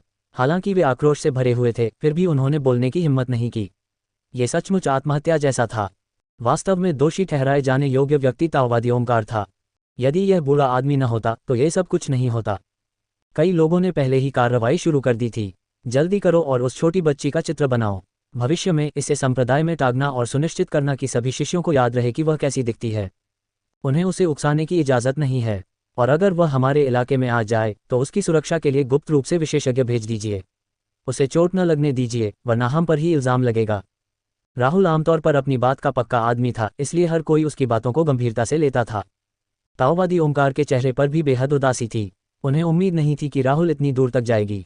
जयवीर ने मन ही मन बुदबुदाया, अरे काम करने का ये तरीका तो कमाल का है। बस कुछ ही शब्दों से उसने इन लोगों को अपनी शिष्या पर नज़र रखने पर मजबूर कर दिया है। कोई भी उससे उलझना नहीं चाहेगा और हर कोई उसकी रक्षा करने की कोशिश करेगा। राहुल को शायद उसे सुरक्षित रखने के लिए उंगली भी नहीं उठानी पड़ेगी। जब ये शॉन ने देखा कि उसने अपना संदेश पहुंचा दिया है तो वह मुस्कुराया और क्लाउड हेवन तलवार को दूर रख दिया। याद रखना मैंने आज क्या कहा था। आखिरकार मैं, राहुल, हमेशा से अपनी बात का पक्का रहा हूं। मत भूलना, खासकर तुम ताओवादी ओमकार। राहुल ने ताओवादी ओमकार को मुस्कुराते हुए देखा, मानो वह उसे कुछ करने के लिए प्रोत्साहित कर रहा हो। ये शब्द सुनकर ताओवादी ओमकार कांप उठा। हे, तुम सच में मजाक करना जानते हो। मैं ऐसा कभी नहीं करूंगा। वो छोटी बच्ची वाकई बहुत प्यारी है। भला कौन इतना क्रूर होगा कि उसे चोट पहुंचाए। आखिर कौन मरना चाहता था। भले ही मेरा मुंह बहुत जिद्दी है, लेकिन मेरे दिमाग में किसी भी तरह की कमी नहीं है। वाह, अच्छा हुआ, देखने में तो तुम बहुत होशियार हो। मुस्कुराते हुए ये कहने के बाद राहुल ने भगवान की तलवार को दूर रख दिया और उबलती तलवार का इरादा गायब हो गया। घटनास्थल पर मौजूद सभी लोगों ने अंततः राहत की सांस ली। इन लोगों को आराम करते देख राहुल का दिल गर्व से फूल उठा। हा, लगता है अब मैं पूर्वी महाद्वीप का बिग बॉस हूँ। अगर मैं खुद ऐसा कहूँ तो ये शानदार ढंग से खेला गया। मुझे अपने लिए तालियां बजानी चाहिए। राहुल मन ही मन बेवकूफ़ी से मुस्कुराया। तभी दारा सिंह उसके पास आया। उसकी नज़रें आसमान में लगे पर्दे पर गड़ी थीं और उसकी आंखों में सिर्फ हैरानी थी। हालांकि उन्हें बहुत समय से पता था कि यह छोटी सी लड़की एक विशेषज्ञ का पुनर्जन्म है, फिर भी इसे स्वयं देखना उनके लिए काफ़ी चौंकाने वाला था। जूनियर भाई राहुल, आपने जिस शिष्य को स्वीकार किया है उसकी पृष्ठभूमि वास्तव में बहुत अच्छी है। हमें उनकी सुरक्षा सुनिश्चित करने के लिए कदम उठाने चाहिए, क्योंकि वे निश्चित रूप से संप्रदाय का भविष्य का आधार बनेंगी। उनमें महान वन्य दिव्य संप्रदाय की संत बनने की क्षमता है। दारा सिंह ने यह बात अपने दिल की गहराइयों से कही। महान वन्य क्षेत्र का दिव्य संप्रदाय अमेज़न के दिव्य संप्रदाय जैसा ही था, क्योंकि वे आमतौर पर पुनर्जन्म परी जैसी किसी संत को नियुक्त करते थे। हालांकि उन्होंने कई सालों से ऐसा नहीं किया था, क्योंकि इस पद के लिए कोई भी योग्य नहीं था। निधि निश्चित रूप से योग्य था, इसलिए दारा सिंह बहुत उत्साहित था। उसकी बातें सुनने के बाद राहुल ने तुरंत हस्तक्षेप किया। वरिष्ठ भाइयों, दरअसल निधि महान वन्य देव संप्रदाय की साध्वी नहीं है, कोई और हैं। ओह, ये सुनकर दारा सिंह, जयवीर और टीचर निशा सभी दंग रह गए। कौन? संत को संप्रदाय की शीर्ष हस्तियों में से एक माना जाता था। उन्हें कैसे पता नहीं चलता कि उनके पास कोई संत है? राहुल ने शांति से कहा, मैंने आपको पहले भी बताया था कि स्वर्ग महाद्वीप में एक और महान वन्य दिव्य संप्रदाय है। वहां पहले से ही किसी को संत के रूप में नियुक्त किया गया है। उनके चेहरे पर आश्चर्य और प्रशंसा के भाव थे। देवी बनने में सक्षम होने के लिए ये व्यक्ति कितना राक्षसी था। हे, बुरा नहीं है। स्वर्ग भी हमारे महान वन्य दिव्य संप्रदाय की देखभाल कर रहा है। प्राचीन क्षेत्र के अंदर निधि एक तीव्र युद्ध शुरू करने वाला था। जब उसके शरीर में ऊर्जा उत्तेजित हुई तो पूरा आकाश काले बादलों से ढक गया, जिससे उसके आसपास के सभी लोगों को भारी दमन का एहसास हुआ। यहां तक कि खुशी का चेहरा भी पीला पड़ गया जब उसने निधि के शरीर से परी जैसी आकृति निकलती देखी। तीसरी बहन। तभी उसे अचानक याद आया कि उसके शिक्षक ने उस समय उससे क्या कहा था। निधि के शरीर में अपार ऊर्जा थी। अगर उसे मुक्त कर दिया जाए तो वह जो शक्ति प्रदर्शित कर सकती थी वह अथाह थी। उसकी चिंताएं दूर हो गईं। पहले तो उसे लगा था कि आज उसका अंत होना तय है, लेकिन उसकी तीसरी बहन ने अचानक इतनी बड़ी शक्ति प्रकट कर दी थी। अब तो उसकी छोटी बहन भी उससे ज्यादा ताकतवर हो गई थी। क्या ये शर्मनाक नहीं था? अच्छा, इसे दिल पर लेने की कोई जरूरत नहीं है, उसने मन ही मन सोचा। क्या दूसरों द्वारा सुरक्षित रहना अच्छा नहीं होता? उसे वैसे भी लड़ना पसंद नहीं था और उसने साधना के मार्ग पर सिर्फ अपना भाग्य बदलने के लिए कदम रखा था। सबसे मजबूत विशेषज्ञ बनने के बजाय वह गोलियों को परिष्कृत करना ज्यादा पसंद करती थी। निधि अपना हथौड़ा ऊपर उठाए हवा में तैर रही थी। उसके चारों ओर बिजली चमक रही थी और वह युद्ध की देवता जैसी लग रही थी, अजय और शक्तिशाली। हालांकि खुशी पहले ही अपनी चरम अवस्था में पहुंच चुकी थी, फिर भी उसने खड़े होने का विकल्प नहीं चुना। इसके बजाय उसने कमजोरी से जमीन पर लेटने का नाटक किया। चूंकि उसकी छोटी बहन की शक्ति उसके घायल होने के कारण भड़क उठी थी, इसलिए वहीं रुकना ही बेहतर था। खुशी को अचानक ख्याल आया कि अगर वह गंभीर रूप से घायल होने का नाटक करे तो क्या उसकी छोटी बहन पागल हो जाएगी। ये सोचकर खुशी ने चालाकी से काम लिया और खुद को खांसने के लिए मजबूर किया, जिससे उसका मुंह खून से भर गया। पुची। ये सब करने के बाद खुशी ने तुरंत कमजोर होने का नाटक किया। जब अन्य लोगों ने यह दृश्य देखा तो उन्हें तुरंत यह आभास हो गया कि अब हालात बदतर होने वाले हैं। दूसरी बहन। निधि की आंखें तुरंत लाल हो गईं और वह चिंता में चिल्लाई। इस समय मायावी आकृति पुनः घनीभूत हो गई तथा निधि क्रोधित हो गया तथा सर्वोच्च दिव्य संप्रदाय के साधकों को भयंकर दृष्टि से देखने लगा। तुम सब मर जाओगे। अपनी बात खत्म करते ही उसने जोर से हथौड़ा चलाया, मानो आसमान से तूफान आ गया हो। फक। इस पल आखिरकार सबको एहसास हो गया कि वे गहरी मुसीबत में फंस गए हैं। अब उनके पास बचने का कोई रास्ता नहीं था। अंतहीन बिजली तकनीक, असंख्य बिजली ब्रह्मांड को सील करती है। भयंकर गर्जना के साथ बैंगनी बिजली की चमक ने उस क्रूर पशु प्रेत के भ्रामक प्रेत पर प्रहार किया, जो अभी अभी संघनित हुआ था, और उसे टुकड़ों में तोड़ दिया। लकी मेहता का चेहरा तुरंत पीला पड़ गया और उसने मुंह में खून थूक दिया। साफ जाहिर था कि उसे गंभीर चोट लगी थी।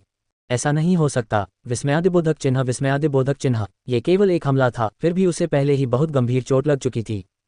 वह पीछे मुड़ा और पाया कि उसके आसपास के सभी लोगों के चेहरे पर भय के भाव थे। निधि, जो उन्मत्त हो चुकी थी, अपनी लाल आंखों से अंधाधुंध हमला कर रही थी। चाहे कोई भी हो, जब तक वह उन्हें देखती वे उसके क्रोध का अनुभव करते। यहां तक कि जो लोग दूर छिपे हुए थे और अच्छा शो देखना चाहते थे, उन्हें भी कुछ बिजली की चमक का आशीर्वाद मिला। तुम हम पर भी हमला क्यों कर रहे हो? हमने कभी आपको नाराज नहीं किया। कुछ ही देर में इन लोगों के बाल बिजली की चपेट में आकर झुलस गए और उनके कपड़े जलकर काले हो गए। वे बचने के लिए जल्दी से भाग गए। ये दृश्य देखकर खुशी लगभग जोर से हंस पड़ी। उसका शरीर कांप उठा और उसने खुद को जमीन पर स्थिर रहने के लिए मजबूर कर दिया। तीसरी बहन सचमुच बहुत आसानी से धोखा खा जाती है। ही उसे थोड़ा दोषी महसूस हुआ, लेकिन उसे लगा कि इस स्थिति से निपटना उनके लिए आवश्यक था। इस समय लकी मेहता पर हथौड़े का प्रहार हुआ। धमाका। लकी मेहता तुरंत जमीन पर गिर गया, जिससे एक बड़ा गड्ढा बन गया। पूरे शरीर में दर्द महसूस करते हुए लकी मेहता अभी भी अविश्वास की स्थिति में था। ये सच नहीं हो सकता। मैं इतनी आसानी से हार नहीं सकता। वह लड़खड़ाते हुए खड़ा हुआ, फिर एक गोली निकाली और उसे खा लिया, जिससे उसका शरीर पूरी तरह से ठीक हो गया। मार्शल अंकल ली, अगर कोई और रास्ता नहीं है तो चलो पहले पीछे हटते हैं। बाद में उससे निपटने में देर नहीं होगी। लियू यून बुरी तरह डर गया था। उसे डर था कि अगर वह जल्दी से भाग नहीं पाया तो उसकी जान को गंभीर खतरा हो सकता है। अगर उन्हें इस जगह पर मार दिया जाता तो वे सचमुच नहीं मरते, लेकिन कौन जानता था कि इसके और भी दुष्प्रभाव होंगे। भाड़ में जाओ। लकी मेहता ने तुरंत लियू यून को भगा दिया। वह हमेशा से खुद को अजेय मानता था। इस छोटी सी बच्ची से उसे हराना नामुमकिन था। अगर वह खुशी से हार गया तो वह इसे स्वीकार कर सकता है। हालांकि वह एक 6 साल की बच्ची से हारना स्वीकार नहीं कर सका। तुम सब कायर हो, क्या तुम परम दिव्य संप्रदाय के शिष्य कहलाने के भी योग्य हो? सारे कायरों को दफा हो जाना चाहिए। जिनमें हिम्मत है वे मेरे पीछे आएं और इस छोटी बच्ची को पीटें। लकी मेहता ने उग्रता से कहा, मुझे विश्वास नहीं है कि एक छोटी लड़की हम सभी को हरा सकती है। फिर उसने अपनी काली लंबी कृपाण निकाली और अत्यंत भयानक आभा के साथ विस्फोटित हुआ। क्रूर जानवर का प्रेत फिर से उसके सिर के ऊपर उमड़ आया और यह पहले वाले से कहीं अधिक शक्तिशाली लग रहा था। कुछ ही पल बाद वह आसमान में उड़ गया और अपनी कृपाण निधि पर तान दी। उसके सिर के ऊपर मौजूद प्रेत रूपी राक्षस ने अपना मुंह चौड़ा करके उसे पूरा निगलने की कोशिश की। निधि जरा भी घबराई नहीं और उसने नीचे आते हुए कृपाण के वार का सामना करने के लिए अपना हथौड़ा ऊपर की ओर घुमाया। अपने शरीर से सैकड़ों गुना बड़े उस क्रूर राक्षस के सामने भी निधि ने जरा भी डर नहीं दिखाया और बिना किसी हिचकिचाहट के हमला कर दिया। तभी उसका हथौड़ा अचानक बड़ा हो गया और लकी मेहता और प्रेत पर टूट पड़ा, जिससे अंतरिक्ष भी कांप उठा। भाड़ में जाओ, ये तो बहुत भयानक है। अगर मैं होता तो उस वार से मैं मांस का पेस्ट बन जाता। क्या ये छोटी लड़की सचमुच इंसान है? ये दृश्य देखकर दर्शक भयभीत हो गए और सोचने लगे कि क्या वह भी उनकी प्रजाति की है। क्या वह मानव वेश में कोई राक्षसी थी? एक जोरदार धमाके के साथ आकाश में मौजूद क्रूर जानवर का भूत एक बार फिर टूट गया और लकी मेहता जमीन पर गिर गया, जिससे एक और विशाल गड्ढा बन गया। ऐसा लग रहा था जैसे जीत की कोई उम्मीद ही नहीं है। मार्शल अंकल ली, जब उसने लकी मेहता को उस हालत में देखा तो लियू यून चिंतित हो गया और झुंझलाकर चिल्लाया, अभी या कभी नहीं। हमला करो वरना हम खत्म हो जाएंगे। जैसे ही उसने बोलना समाप्त किया, सर्वोच्च दिव्य संप्रदाय के दर्जनों लोग एक साथ हमला कर दिए और निधि पर हमला कर उसे डुबोने की कोशिश करने लगे। हालांकि इससे पहले कि वे पास पहुंच पाते, बिजली के कड़के उन पर बेरहमी से टूट पड़े। निधि मृत्यु की देवी बन गई थी। वह इस बात से बहुत गुस्से में थी कि उसकी दूसरी बहन बुरी तरह घायल हो गई थी। मैं तुम सबको मांस के टुकड़ों में तोड़ दूंगा।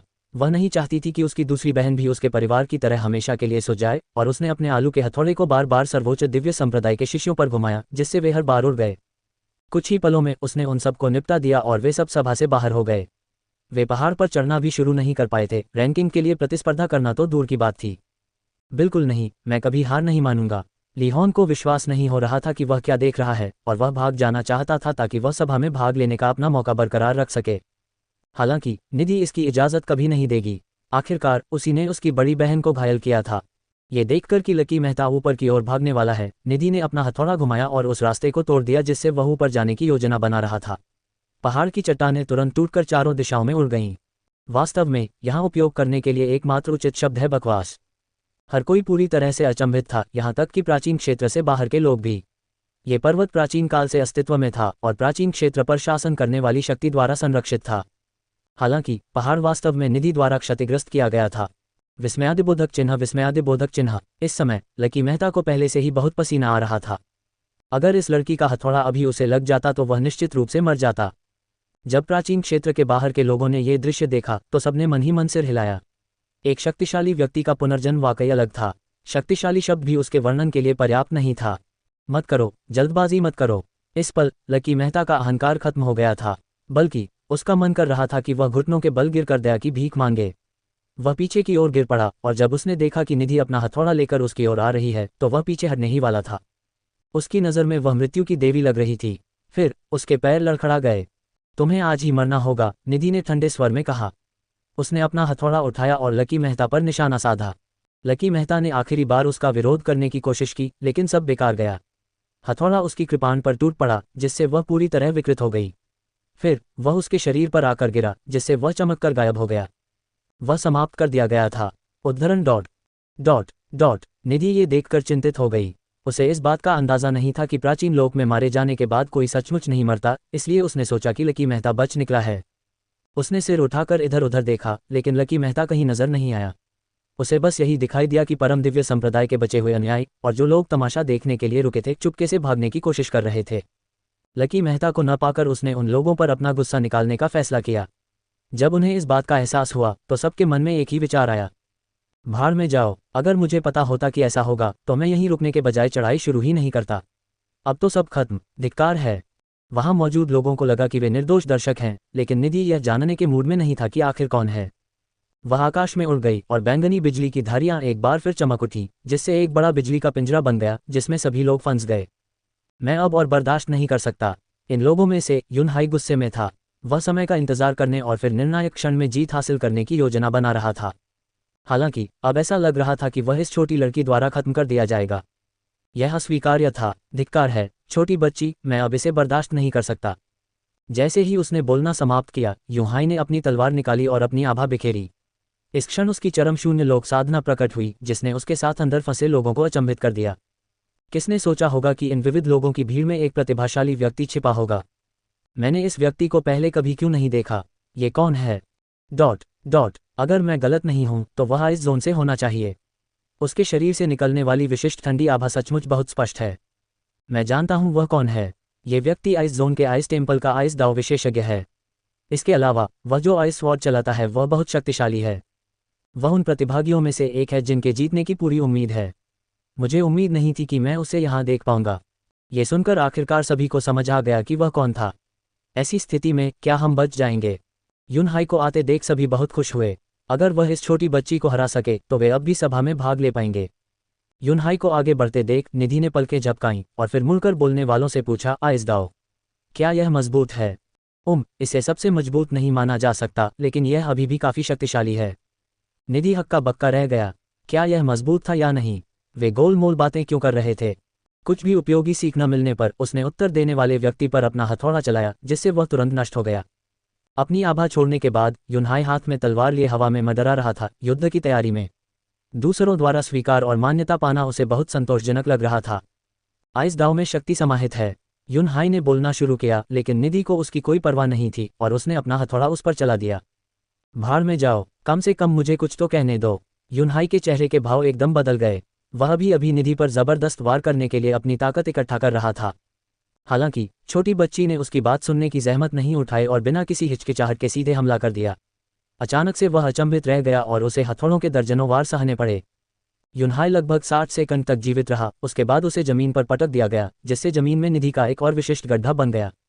ये देखकर कि यूनहाई एक पल में हार गया, सभी को निराशा महसूस हुई। वह उनका उद्धारकर्ता माना जाता था। उफ! यूनहाई ने मुंह में जमी मिट्टी को थूकने की कोशिश की और फिर बड़ी मुश्किल से गड्ढे से बाहर निकला। विस्मयादिबोधक चिन्ह, विस्मयादिबोधक चिन्ह। उसने सचमुच उसे कम आंका था। रिकवरी गोली निकालकर उसे खाने के बाद यूनहाई को थोड़ा बेहतर महसूस हुआ और वह एक बार फिर हवा में तैरने लगी। उसका चेहरा बहुत उदास था। उसने इतने सारे लोगों के सामने खुद को बेवकूफ़ बना लिया था। अब आगे वह सबके सामने अपना चेहरा कैसे दिखाएगा? गहरी सांस लेने के बाद यूनहाई गुस्से से भर गया। उसे अपना स्वाभिमान वापस पाना था, वरना वह हमेशा के लिए मजाक का पात्र बना रहेगा। उद्धरण डॉट डॉट डॉट छोटी बच्ची, तुम वाकई बहुत ताकतवर हो। हालांकि मैंने पहले तुम्हें कम आंका था और चकमा नहीं दिया था। हो सकता है कि तुम पहली बार में कामयाब हो गए हो, लेकिन अब मैं पूरी ताकत लगा रहा हूं। सावधान रहना। जैसे ही उसने बोलना समाप्त किया, यूनहाई ने तुरंत अपनी आध्यात्मिक शक्ति जुटाई और उसे अपनी तलवार में प्रवाहित कर दिया, जिससे एक अत्यंत भयानक तलवार आभा निकलने लगी। जब अन्य लोगों ने यह देखा तो उनमें आशा की भावना जागृत हुई। यूनहाई के चेहरे पर एक दुष्ट मुस्कान थी जब उसने अचानक हमला किया। ठंडी तलवार की किरणें एक क्षण में निधि की ओर चमक उठी और हमलों से बचना असंभव लग रहा था। हालांकि तलवार की किरणें उसे छू पाती इससे पहले ही शियांग यून ने अपने शरीर के सामने अपना हथौड़ा उठाया और उसका सिर यूनहाई की ओर कर दिया। फिर सबके आश्चर्य से देखते ही हथौड़ा अचानक फैल गया। उसने न सिर्फ तलवार की सारी किरणें रोक दी, बल्कि लंबाई में भी फैलकर यूनहाई से टकरा गया। एक जोरदार धमाके के साथ यूनहाई फिर से जमीन पर गिर पड़ा। उसने मुंह से खून थूका और उसे पता चल गया कि उसकी कई हड्डियां टूट गई थीं। इस समय यूनहाई आत्मसंदेह से भर गया। इस दुनिया में जीने का क्या फायदा? आखिरकार सबने लाचार होकर हार मान ली। ऐसा लग रहा था कि यह तथाकथित प्रतिभाशाली व्यक्ति उन्हें बचा नहीं पाएगा। उफ! यूनहाई ने रेंग कर अपने पैरों पर खड़ा होने के लिए अपनी पूरी ताकत लगा दी। अभी जो हमला हुआ था उसे उसका सबसे शक्तिशाली हमला माना जा सकता था। हालांकि निधि के हथौड़े ने उसे बेकार ही मार गिराया था। डॉट डॉट आइस दाओ किड, क्या तुम्हारा काम हो गया? अगर नहीं हुआ है तो जल्दी करो और कुछ करो। निधि चिल्लाए। उसका सब्र जवाब दे चुका था। वह जल्द से जल्द इन लोगों से छुटकारा पाना चाहती थी और अपनी दूसरी बहन का हालचाल जानना चाहती थी। हाँ, भूल जाओ, मैं अब तुम्हारे साथ नहीं खेलूंगा, यूनहाई ने बिना किसी हिचकिचाहट के कहा। हालांकि वह तैयार नहीं था, पर अपनी किस्मत को स्वीकार कर सकता था। अब संघर्ष करने का कोई मतलब नहीं था। ये सोचकर यूनहाई को अचानक और भी ज्यादा अन्याय महसूस हुआ। उसने इतनी मेहनत से इतनी सारी चीजें तैयार की थी, फिर भी एक 6 साल की बच्ची से हार गया। बिना किसी हिचकिचाहट के वह पलटा और स्वेच्छा से प्राचीन क्षेत्र से बाहर निकल गया। वह न केवल शारीरिक रूप से बल्कि मानसिक रूप से भी आहत था। यूनहाई को जाते देख बाकी सभी लोग चिंतित होकर एक दूसरे की ओर देखने लगे। अब हमें क्या करना चाहिए? क्या हमें स्वेच्छा से हार मान लेनी चाहिए या इस छोटी बच्ची से मरते दम तक लड़ना चाहिए? भले ही वह युनहाई आदमी बेकार था, वह सचमुच एक उच्च स्तरीय शून्य क्षेत्र विशेषज्ञ था। उसके खिलाफ हमारे पास क्या मौका है? काफी देर तक सोचने के बाद दर्शक एक एक करके बोलने लगे। भाइयों, मुझे उम्मीद है कि तुम अच्छी रैंकिंग पाओगे और इस छोटी बच्ची को अच्छी तरह पीटोगे।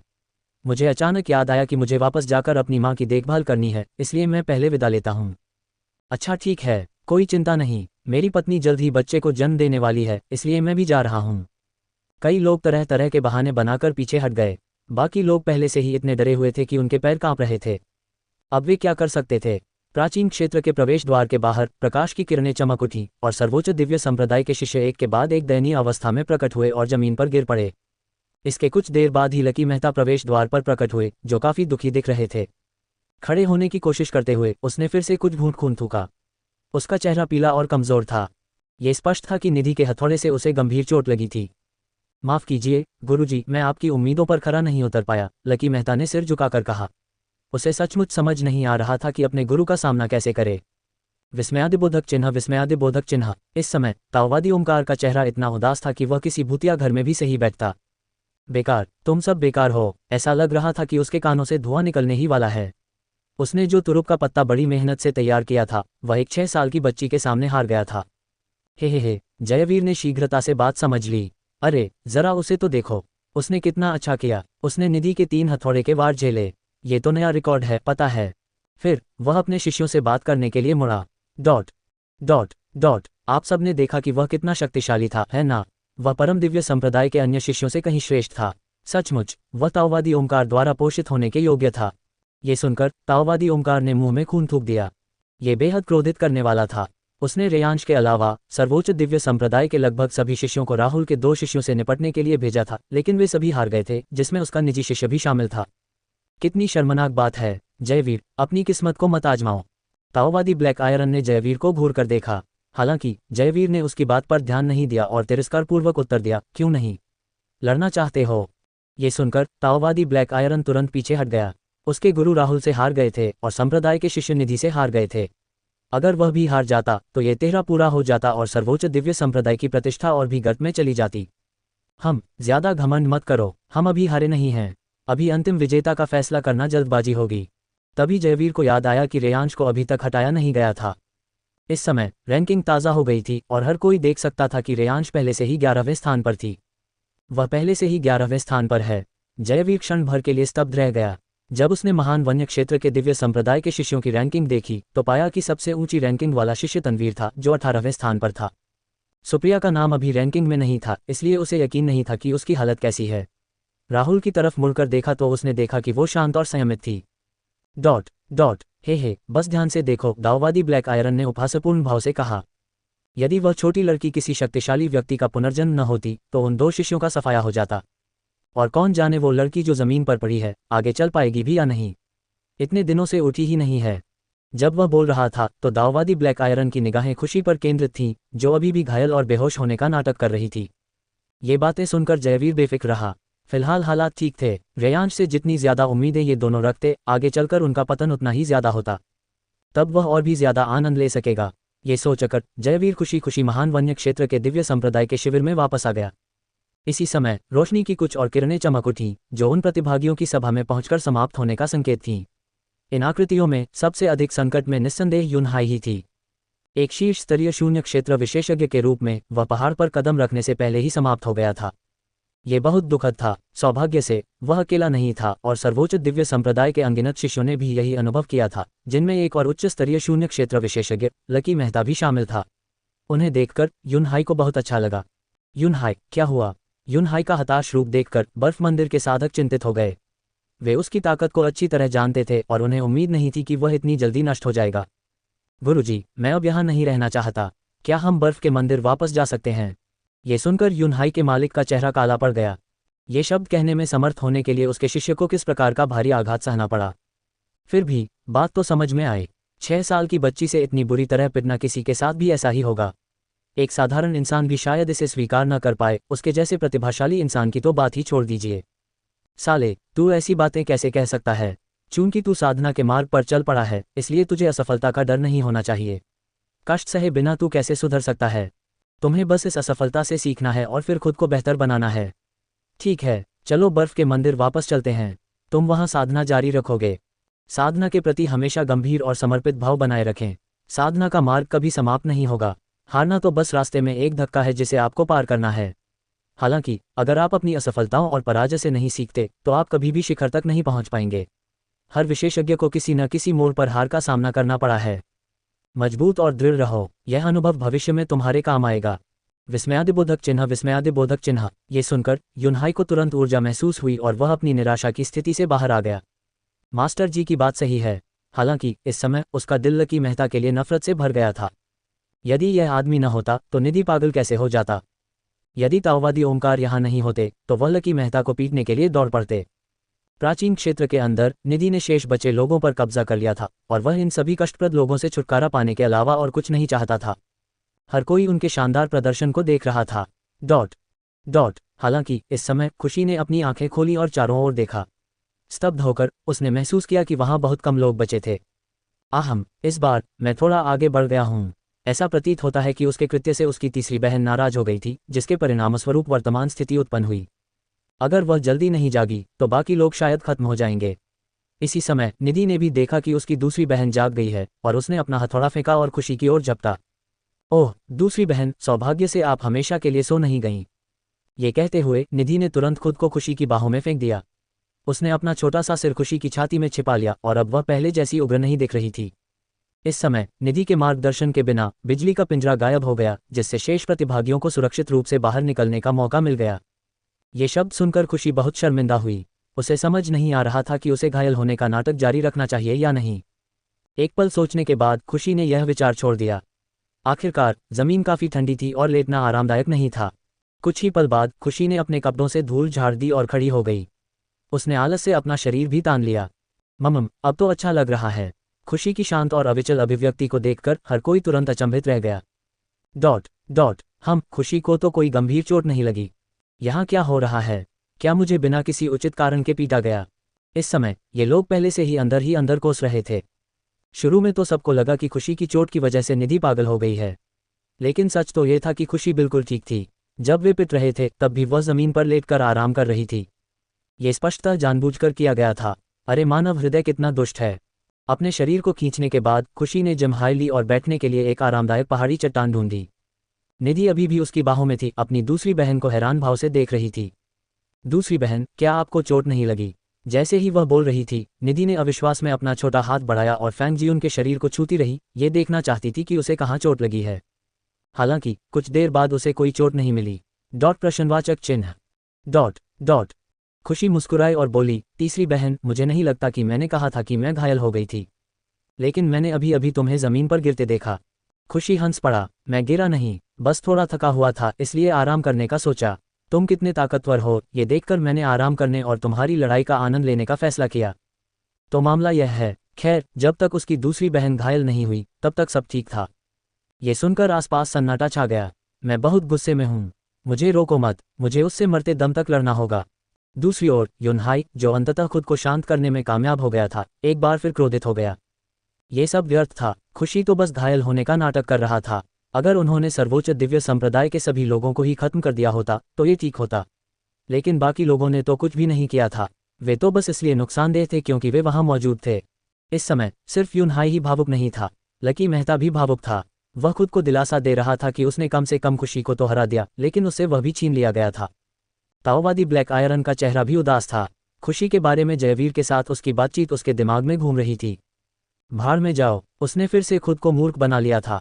उफ, जियुन वाकई बहुत खास है। मैं भी उससे धोखा खा गया। जयवीर बोलते हुए खिलखिलाकर हंस पड़ी।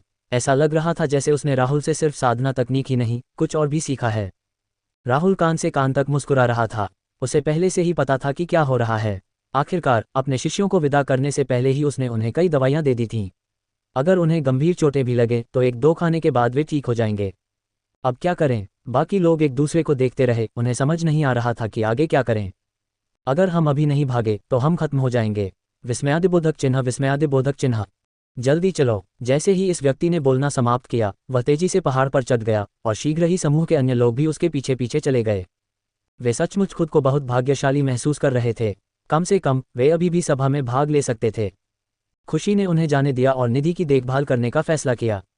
चूंकि उसकी छोटी बहन ने अभी अभी बहुत ऊर्जा खर्च की थी, इसलिए उसने एक आत्मा वापसी की गोली निकाली और उसे खिला दी।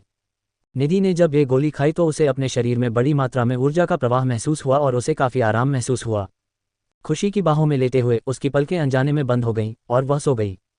डॉट डॉट डॉट राहुल ने यह दृश्य देखकर थोड़ा शर्मिंदा महसूस किया। उसके सभी शिष्य अनोखे लग रहे थे।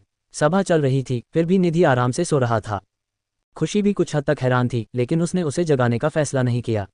इसके बजाय उसने चुपचाप उसे गले लगाया और उसे सोने दिया। दूसरी ओर सुप्रिया पहले से ही एक स्वतंत्र स्थान पर पहुंच चुकी थी और उसकी तेज तलवार की आभा ने उस स्थान को भर दिया था। उसके सामने एक दुबली पतली औरत बैठी थी।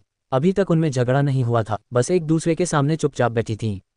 जैसे जैसे समय बीतता गया, सुप्रिया को अचानक अपनी छोटी बहनों की याद आई और उन्हें बहुत याद आने लगी। तभी उनकी आंखों के सामने संभावित रैंकिंग सूची खुल गई। पहले स्थान पर मनीष तिवारी था और दूसरे स्थान पर पुनर्जन्म परी। जब उसने सूची देखी तो उसे वह नाम दिखाई दिया जिसकी उसे तलाश थी, 11वें स्थान पर नारायण। इस नाम को देखते हुए सुप्रिया की निगाहें अचानक बेहद ठंडी हो गईं। उसके सामने खड़ी महिला इससे डर गई। सुप्रिया के साथ एक ही जगह पर होने से ही उस पर बहुत दबाव पड़ रहा था। हालांकि सुप्रिया ने कोई कदम नहीं उठाया था, इसलिए उसने जल्दबाजी में कोई कदम नहीं उठाया। संभावित रैंकिंग सूची देखने के बाद क्या वह कोई कदम उठाने जा रही थी? मैं अब तुम्हारे साथ कोई खिलवाड़ नहीं करूंगा, चलो यही खत्म करते हैं। डॉट डॉट सुप्रिया तुरंत वहां आया। ये दृश्य देखकर महिला घबरा गई। चाहे जो भी हो, वह एक उन्नत शून्य क्षेत्र विशेषज्ञ थी।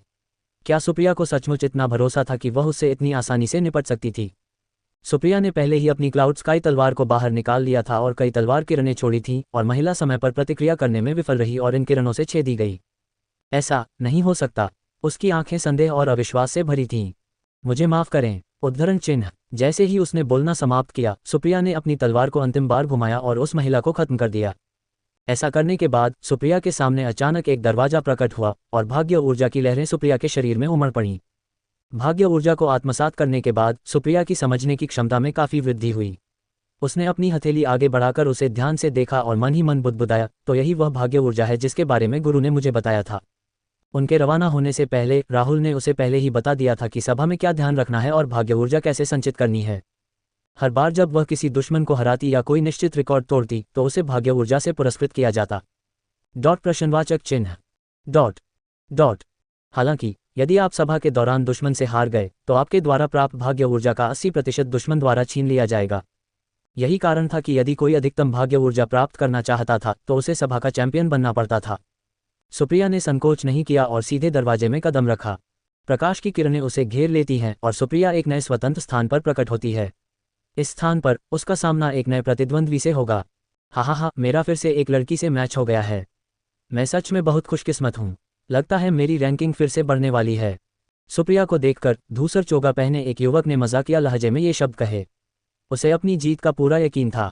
मैं असंख्य भूत संप्रदाय से शोएब हूँ, कृपया मुझे ज्ञान दें। युवक ने अपनी पृष्ठभूमि खुलकर बताई। सुप्रिया ने उसकी ओर देखा और शांति से कहा, मैं महान निर्जन दिव्य संप्रदाय से सुप्रिया हूँ। ये सुनकर युवक का चेहरा तुरंत कठोर हो गया। जुगे, सुप्रिया, धत्तेरी की, क्या ये व्यक्ति राहुल का सबसे बड़ा शिष्य नहीं था? ये सभा तो काफी समय से चल रही थी, फिर भी वह इतने निचले स्थान पर क्यों थी? उसके चेहरे की मुस्कान गायब हो गई। उसे हार का सामना करना पड़ा था। वह इन प्रतिभाशाली लोगों से लड़ने से बचना चाहता था, इसलिए उसने पहाड़ पर चढ़ने से पहले काफी देर इंतजार करने का फैसला किया। हालांकि अपने सर्वोत्तम प्रयासों के बावजूद उन्हें एक का सामना करना पड़ा। खांसी, तुम अमर तलवार के सबसे बड़े शिष्य हो। मैंने तुम्हारे बारे में बहुत कुछ सुना है, उसने कांपती और घबराई हुई आवाज में कहा। शोएब का अहंकार बहुत पहले ही गायब हो चुका था और वह आंसू बहाने के कगार पर था। प्राचीन मकबरे पर रेयांश के साथ युद्ध के बाद सुप्रिया अब एक प्रसिद्ध व्यक्ति बन गई थी। वह न केवल शक्तिशाली थी बल्कि प्रमुख राहुल की शिष्या भी थी। ये खत्म हो गया। मैं इतना बदकिस्मत क्यों हूँ? मुझे क्या करना चाहिए? वह वहीं स्तब्ध खड़ा रहा, जिससे सुप्रिया उलझन में पड़ गया। अरे, तुम लड़ोगे या नहीं? ये सुनकर शोएब और भी घबरा गया। थोड़ी देर बाद उसने अपने चेहरे पर जबरदस्ती मुस्कुराहट ला दी। ओह, चलो लड़ाई नहीं करते। शोएब भी जानता था कि सुप्रिया को हराना उसके बस की बात नहीं थी। उसके हाथों कष्ट सहने से बेहतर था कि वह अपनी शर्तों पर इस सब का अंत करे। उन्होंने कहा, आपको अपनी ऊर्जा बर्बाद करने की जरूरत नहीं है, मुझे खुद करने दीजिए। जैसे ही उसने बोलना समाप्त किया, शोएब ने अपना हाथ उठाया और अपने सिर पर थप्पड़ मारा, जिससे वह तुरंत ही मर गया। Dot slim fit. Dot Supriya हक्का बक्का रह गया। उद्धरण चिन्ह अल्पविराम उद्धरण चिन्ह। लड़ाई अभी शुरू भी नहीं हुई थी। क्या ऐसा हो सकता है कि वह कोशिश भी नहीं करना चाहता था? क्या ये लोग दर्द से डरते थे? यही एकमात्र संभावना थी, है ना? उसकी बादल आकाश तलवार से कटना वाकई बहुत दर्दनाक होगा। खैर, इससे उसकी कुछ मेहनत बच गई, इसलिए उसने इस बारे में ज्यादा नहीं सोचा। कुछ ही क्षणों बाद भाग्य ऊर्जा उस स्थान से प्रकट हुई जहां शोएब गायब हो गई थी, जो फिर उसके शरीर में प्रवाहित हो गई। वहीं सुप्रिया का नाम रैंकिंग सूची में सबसे नीचे दिखाई दिया। वह अंततः आ ही गई। जैसे ही उन्होंने सुप्रिया का नाम देखा, कई लोग आश्चर्य से चिल्ला उठे। जयवीर उत्साहित हो गया। अब समझ में आया, मैंने तो कहा था कि वो रैंकिंग में ऊपर चढ़ पाएगी। मैंने सच में उसके बारे में कोई गलतफहमी नहीं जताई थी। जयवीर को खुशी से चिल्लाते हुए देखकर राहुल हक्का बक्का रह गया। क्या सुप्रिया उनके शिष्य थे या जयवीर के? वरिष्ठ भाई जयवीर, क्या आपसे कोई गलती हुई? रैंकिंग में गोपाल नहीं, बल्कि मेरा शिष्य है। तुम इतने खुश क्यों हो? राहुल ने पसीने से तरबतर होकर पूछा। हाँ, मैं तुम्हारे लिए बहुत खुश हूँ। त्यानयू रैंकिंग में आए या ना आए, इससे कोई फर्क नहीं पड़ता। आखिरकार मुझे तो उसके चैंपियन बनने की उम्मीद भी नहीं थी। जयवीर ने बेफिक्री से ये शब्द कहे।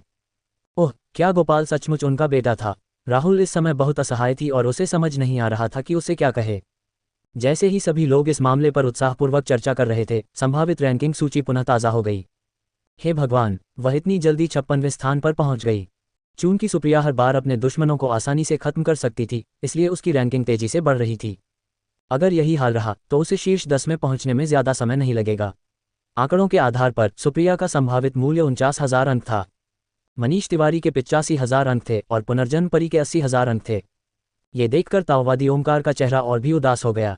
उसने मुड़कर ताओवादी ब्लैक आयरन की ओर देखा। अगला चरण दिल से सवाल पूछने का चरण है। मुझे लगता है कि मेरे बिना बताए ही आपको पता है कि आगे क्या करना है ना? दाओवादी ब्लैक आयरन ने जल्दी से सिर हिलाया और कहा, मैं समझ गया। मैं इसे तुरंत करूंगा। जैसे ही उन्होंने बोलना समाप्त किया, उन्होंने एक संचार ताबीज निकाला और प्राचीन क्षेत्र में एक संदेश भेजा। अंदर सुप्रिया पहले से ही एक विशाल खुले स्थान पर पहुंच चुका था। चूंकि उसने शुरुआत में पहले समूह के लोगों के साथ ऊपर चढ़ने का विकल्प नहीं चुना था, इसलिए मनीष तिवारी और अन्य अग्रणी प्रतिभागी पहले ही मंच पर प्रवेश कर चुके थे। वह अपने साथ इस स्थान पर मौजूद किसी भी किसान को नहीं पहचान पाए। हालांकि जब इन साधकों ने सुप्रिया को देखा तो वे सभी चौंक गए। इसी समय सर्वोच्च दिव्य संप्रदाय के एक शिष्य, जो रेयांश के साथ चढ़ाई शुरू कर रहा था, को संदेश मिला। उसने सुप्रिया को घूरकर देखा। जल्दबाजी में कोई कदम न उठाएं और देखते रहें। बहुत से लोग इसी अवस्था में अटक जाते हैं, इसलिए बेहतर होगा कि हम कुछ समय के लिए रुक जाएं। अगर वह सचमुच दिल से सवाल पूछने वाले चरण से गुजर सकती है तो हम तुरंत हमला करेंगे। सर्वोच्च दिव्य संप्रदाय के इस व्यक्ति ने एक सुझाव दिया और अन्य संप्रदाय के शिष्यों ने जल्दी से सिर हिला दिया। सुप्रिया ने भी उस स्थान में प्रवेश करने के बाद सर्वोच्च दिव्य संप्रदाय के शिष्यों को उनकी वेशभूषा के कारण देखा था। हालांकि उसने बस थोड़ा सा मुंह बनाया और उन्हें अनदेखा कर दिया। कुछ ही क्षणों बाद वह बिना किसी हिचकिचाहट के एक विशाल शिलाखंड के पास गई और उसमें अपनी आध्यात्मिक शक्ति स्थानांतरित कर दी। पत्थर के सामने प्रकाश की एक किरण प्रकट हुई। ऋषि सदृश दिखने वाला एक बूढ़ा व्यक्ति अब पत्थर के चबूतरे के सामने खड़ा था और सुप्रिया को दयालु दृष्टि से देख रहा था। बूढ़े व्यक्ति ने अपनी लंबी सफेद दाढ़ी पर हाथ फेरते हुए पूछा, क्या मैं पूछ सकता हूँ, क्या आप जानते हैं कि दाव क्या है? दाव, ये सवाल न तो मुश्किल था और न ही आसान। आखिरकार अलग अलग लोगों के जवाब अलग अलग थे। इस समय बाहर की प्रकाश की स्क्रीन वास्तविक समय में सुप्रिया की स्थिति को प्रक्षेपित कर रही थी, जिससे हर कोई उसका जवाब देख सकता था। हे, अगर मैं गलत नहीं हूं तो वह इसका उत्तर बिल्कुल नहीं दे पाएगी, दाववादी ओमकार ने ठंडे भाव से कहा। ये देखकर कि सुप्रिया अभी भी जवाब देने में असमर्थ था, जयवीर भी घबरा गया और तुरंत राहुल के पास पूछने के लिए दौड़ा। कनिष्ठ भाई राहुल, क्या आपने अपने शिष्यों को केवल साधना सिखाई, ताऊ नहीं? जो प्रश्न पूछा गया था वह वास्तव में कठिन नहीं था। जो कोई भी साधना को गंभीरता से लेता वह शायद इसका उत्तर आसानी से दे सकता था। इसलिए इस समय सुप्रिया का स्तब्ध रह जाना चिंता का विषय था। राहुल ने जयवीर को जवाब देने की जहमत नहीं उठाई और बस स्क्रीन पर नजरें गड़ाए सुप्रिया के जवाब का इंतजार करता रहा। दाव क्या था? जब उसने ये शब्द सुने तो सुप्रिया सचमुच थोड़ा स्तब्ध रह गई, लेकिन उसके दिल में पहले से ही कई जवाब प्रकट हो चुके थे। उसे वो दिन याद आए जब वो क्लाउड स्काई पीक पर अकेले साधना कर रही थी। हर दिन वो लगातार यही दिनचर्या दोहराती रहती थी। उसने सोचा कि वह किस प्रकार प्रतिदिन लगन से खेती करेगी और उसने अपने अनुभव पर विचार किया। उस समय वह अपने माता पिता का बदला लेने के लिए ही साधना पथ पर आगे बढ़ी थी। यही उसका प्रारंभिक लक्ष्य था। हालांकि उसने इतनी मेहनत से खेती क्यों की? इस प्रश्न का उत्तर जानने के लिए उसने अपनी शिक्षिका से भी पूछा था और शिक्षिका ने जो कहा वह उसके मन में गहराई से अंकित हो गया। प्रश्नवाचक चिन्ह। इसलिए सुप्रिया ने बिना किसी हिचकिचाहट के उत्तर दिया, रक्षा के लिए। मैं अपने आसपास के लोगों और जिनकी मैं परवाह करता हूं, उनकी रक्षा करने की शक्ति पाना चाहता हूं। उनकी दुनिया की शांति और स्थिरता की रक्षा करना, यही मेरा दाव है। ये सुनकर वहां मौजूद दर्शकों के चेहरे पर आश्चर्य की लकीरें उभर आईं। मैंने इस प्रश्न के कई उत्तर सुने हैं, लेकिन ऐसा कुछ मैंने पहली बार सुना है। सुरक्षा के लिए खेती, अपने आसपास के लोगों की सुरक्षा और स्थिरता सुनिश्चित करने के लिए मैं और अधिक मजबूत हो रहा हूँ। बिल्कुल सही कहा। किसी को भी उससे इस उत्तर की उम्मीद नहीं थी, यहाँ तक कि प्राचीन क्षेत्र के बाहर से देखने वालों को भी नहीं। किसने सोचा होगा कि सुप्रिया, जिसका चेहरा हमेशा ठंडा रहता था और जो हर चीज़ के प्रति उदासीन दिखती थी, वास्तव में इसे अपना दाव कहेगी। यह एक ऐसा आदर्श था जिसके लिए लड़ना उचित था। यहाँ तक कि ताओवादी चंगहाई और ताओवादी प्रशांत यादव भी हैरान रह गए। इतनी कम उम्र के व्यक्ति से उन्हें इस तरह के जवाब की उम्मीद नहीं थी। ऐसा कुछ आमतौर पर एक अनुभवी साधक से आता है जो जीवन के उतार चढ़ाव से गुजरा हो। छोटे भाई राहुल, आपकी यह शिष्या सचमुच अद्भुत है। हालांकि वह अभी छोटी है, लेकिन उसकी मनस्थिति असीम है। मैं सचमुच उसकी प्रशंसा करता हूँ, ताओवादी चंगहाई ने भावुक होकर कहा। राहुल भी इस पल में थोड़ा हैरान था। आखिरकार उसने सुप्रिया से पहले भी यही कहा था, लेकिन उसने उम्मीद नहीं की थी कि वह इसे इस तरह दिल पर ले लेगी। हाँ, वह सचमुच मुझे गर्व महसूस कराती है। वह सचमुच पालन पोषण और संवर्धन के योग्य है, ताओवादी प्रशांत यादव ने मुस्कुराते हुए कहा। उसका हृदय पहले से ही ईर्ष्या से भरा हुआ था। राहुल न केवल अत्यंत शक्तिशाली था, बल्कि उसका प्रत्येक शिष्य उत्कृष्ट था। क्या उसे स्वर्ग से आशीर्वाद मिला था? इस समय ताओवादी ओमकार का चेहरा बेहद कुरूप हो गया। दूसरे शिष्यों से जो सुना था, उसकी तुलना में सुप्रिया का जवाब वाकई अलग था। अधिकांश लोगों ने उत्तर दिया कि वे स्वयं के लिए मजबूत बनना चाहते हैं, दूसरों की रक्षा के लिए नहीं। धत्तेरी की, बार बार बेवकूफ़ बनाए जाने के कारण वह अपना गुस्सा बड़ी मुश्किल से रोक पाया। उसके जवाब में कोई नुक्स निकालने वाली बात नहीं थी। आज सचमुच ऐसा लग रहा था जैसे कुछ भी ठीक नहीं हुआ। ये सोचकर ताओवादी ओमकार को पछतावा होने लगा। अगर शुरुआत में ही राहुल से उनका झगड़ा न हुआ होता तो परम दिव्य संप्रदाय इस मुश्किल में न पड़ता। हालांकि पीछे मुड़कर देखने पर सब कुछ साफ दिखाई देता था और अब पछताने से बीती बातें नहीं बदल सकती थीं। उसकी जिद ने उन्हें मुश्किल में डाल दिया था। अब उनकी एकमात्र आशा रेयांश थी। अगर वह सभा में अच्छा प्रदर्शन करता तो वे कुछ हद तक अपनी गरिमा वापस पा लेते। अगर वह अच्छा प्रदर्शन नहीं करता, खैर, ताओवादी ओमकार उस परिणाम के बारे में सोचना नहीं चाहते थे। सुप्रिया का उत्तर सुनने के बाद ऋषि समान बूढ़े व्यक्ति ने खुद से कहा, रक्षा के लिए शक्ति प्राप्त करना, सुरक्षा का दाव। अच्छा, ये बहुत बढ़िया है। एक पल सोचने के बाद बूढ़ा आदमी जोर से हंस पड़ा। फिर उसने एक सुनहरी रोशनी छोड़ी जो सुप्रिया के शरीर में जा लगी। प्रकाश की इस सुनहरी किरण में भाग्य ऊर्जा की एक बड़ी मात्रा थी। इससे पहले इस प्रश्न का उत्तर देने वाले किसी भी व्यक्ति को प्राप्त हुई भाग्य ऊर्जा से कहीं अधिक। मैंने हजारों युवा साधकों से यह सवाल पूछा है और मैं कह सकता हूं कि आपका जवाब सच्चा और दिल से निकला हुआ है। मुझे आपकी उम्र के किसी व्यक्ति से ये सुनने की उम्मीद नहीं थी। सुप्रिया, हृदय प्रश्न चरण पार करने पर बधाई, बूढ़े आदमी ने मुस्कुराते हुए ये कहा। फिर धीरे धीरे उसकी आकृति गायब हो गई और उसकी जगह एक विशाल दरवाजा आ गया। सुप्रिया उस समय अपने शरीर में प्रवेश कर चुकी भाग्य ऊर्जा की विशाल मात्रा से स्तब्ध थी। साथ ही उसे उम्मीद नहीं थी कि उस समय अपने शिक्षक से सुनी बातों का इतना सकारात्मक मूल्यांकन होगा। इससे उसे सचमुच फायदा हुआ। साथ ही राहुल के प्रति उसकी प्रशंसा भी बढ़ती गई। जब वह गहरी सोच में डूबी हुई थी, उसकी इंद्रियां झंझना उठीं और उसने अपना ध्यान फिर से अपने आसपास के माहौल पर केंद्रित किया। आक्रमण करना। तभी सर्वोच्च दिव्य संप्रदाय के 1 दर्जन से ज्यादा लोग उस पर टूट पड़े। सुप्रिया ने तुरंत एक भयावह आभा छोड़ी। वह शांति से मुड़ी और उनकी ओर देखते हुए ठंडे स्वर में बोली, क्या तुम सब मरने की इतनी जल्दी में हो? जैसे ही उसने बोलना समाप्त किया, सुप्रिया ने पास के सर्वोच्च दिव्य संप्रदाय को अपनी तलवार से उड़ा दिया, जिससे वह तुरंत नष्ट हो गया। तत्काल मारा समूह इस दृश्य को देखकर सदमे में था और कोई प्रतिक्रिया नहीं दे पा रहा था। जिस व्यक्ति को हटाया गया था वह एक उच्च स्तरीय भौतिकीकरण क्षेत्र का साधक था, लेकिन उसे इतनी आसानी से हटा दिया गया था। ये देखकर आक्रमणकारी परम दिव्य संप्रदाय के साधक वहीं रुक गए। कुछ तो भागने के लिए मुड़ भी गए। हालांकि सुप्रिया ने पहले ही अपनी आभा से उन पर कब्जा कर लिया था और कुछ ही क्षणों बाद उसने तलवार की किरणों की झड़ी लगा दी जिसने उन्हें तुरंत खत्म कर दिया। हे सर्वोच्च दिव्य संप्रदाय, बेहतर होगा कि आप लोग भविष्य में अपना नाम बदलकर कचरा संप्रदाय रख लें। उनसे निपटने के बाद उसने क्लाउड स्काई तलवार को एक तरफ रख दिया और अगले स्थान की ओर जाने वाले दरवाजे में कदम रखा। ताओवादी ओमकार, जिसने ये सब देखा था, शर्म से लाल हो गया। सर्वोच्च दिव्य संप्रदाय ने राहुल या उसके शिष्यों के विरुद्ध जो भी प्रयास किए थे वे सब व्यर्थ गए थे। हर बार उन्हें बुरी तरह पराजित और अपमानित होना पड़ा। इस समय संभावित सूची में सुप्रिया की रैंकिंग तीव्र गति से बढ़ रही थी। अब उनका स्कोर 79,000 अंक हो गया था और उनकी रैंकिंग 10वें स्थान पर पहुंच गई थी, जिससे नारायण, जो मूल रूप से 11वें स्थान पर थी, 12वें स्थान पर आ गई। हे ताओवादी ब्लैक आयरन, लगता है आपके शिष्य को मात दे दी गई है। वह अच्छा कर रहा है, लेकिन बहुत अच्छा नहीं। जल्दी से जश्न मत मनाओ जयवीर, कुछ भी हो सकता है। ताओवादी ब्लैक आयरन पहले से ही क्रोध से भरा हुआ था। ये सुनकर जयवीर ने तुरंत जवाब दिया, ठीक है, देखते हैं।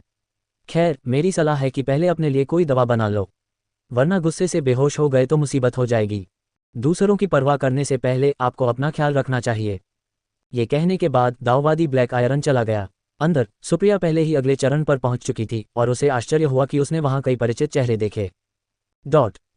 मनीष तिवारी, पुनर्जन्म परी, तनवीर, वे सभी यहाँ थे। वहां कुछ अपरिचित चेहरे भी थे जिन्हें जुगे यूयू पहचान नहीं सका। अरे देखो यहाँ कौन है, रेयांश ने ठंडे स्वर में कहा जब उसने एक और आकृति को आते देखा। जब उसने देखा कि यह जुगे यूयू थी तो उसके चेहरे पर मुस्कान और भी ठंडी हो गई।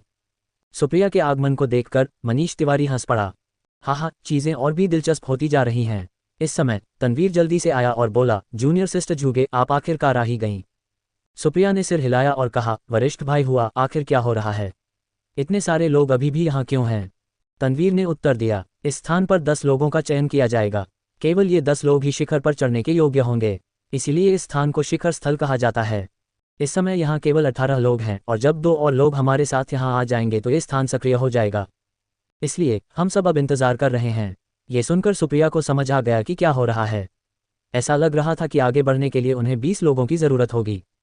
मनीष तिवारी को अभी भी पहले स्थान पर रखा गया था, पुनर्जन्म परी को दूसरे स्थान पर रखा गया था, सुमित को 6ठे स्थान पर रखा गया था, नारायण को 12वें स्थान पर रखा गया था और तनवीर को 17वें स्थान पर रखा गया था। उन्हें अभी भी 2 लोगों की जरूरत थी। ये दोनों कौन होंगे?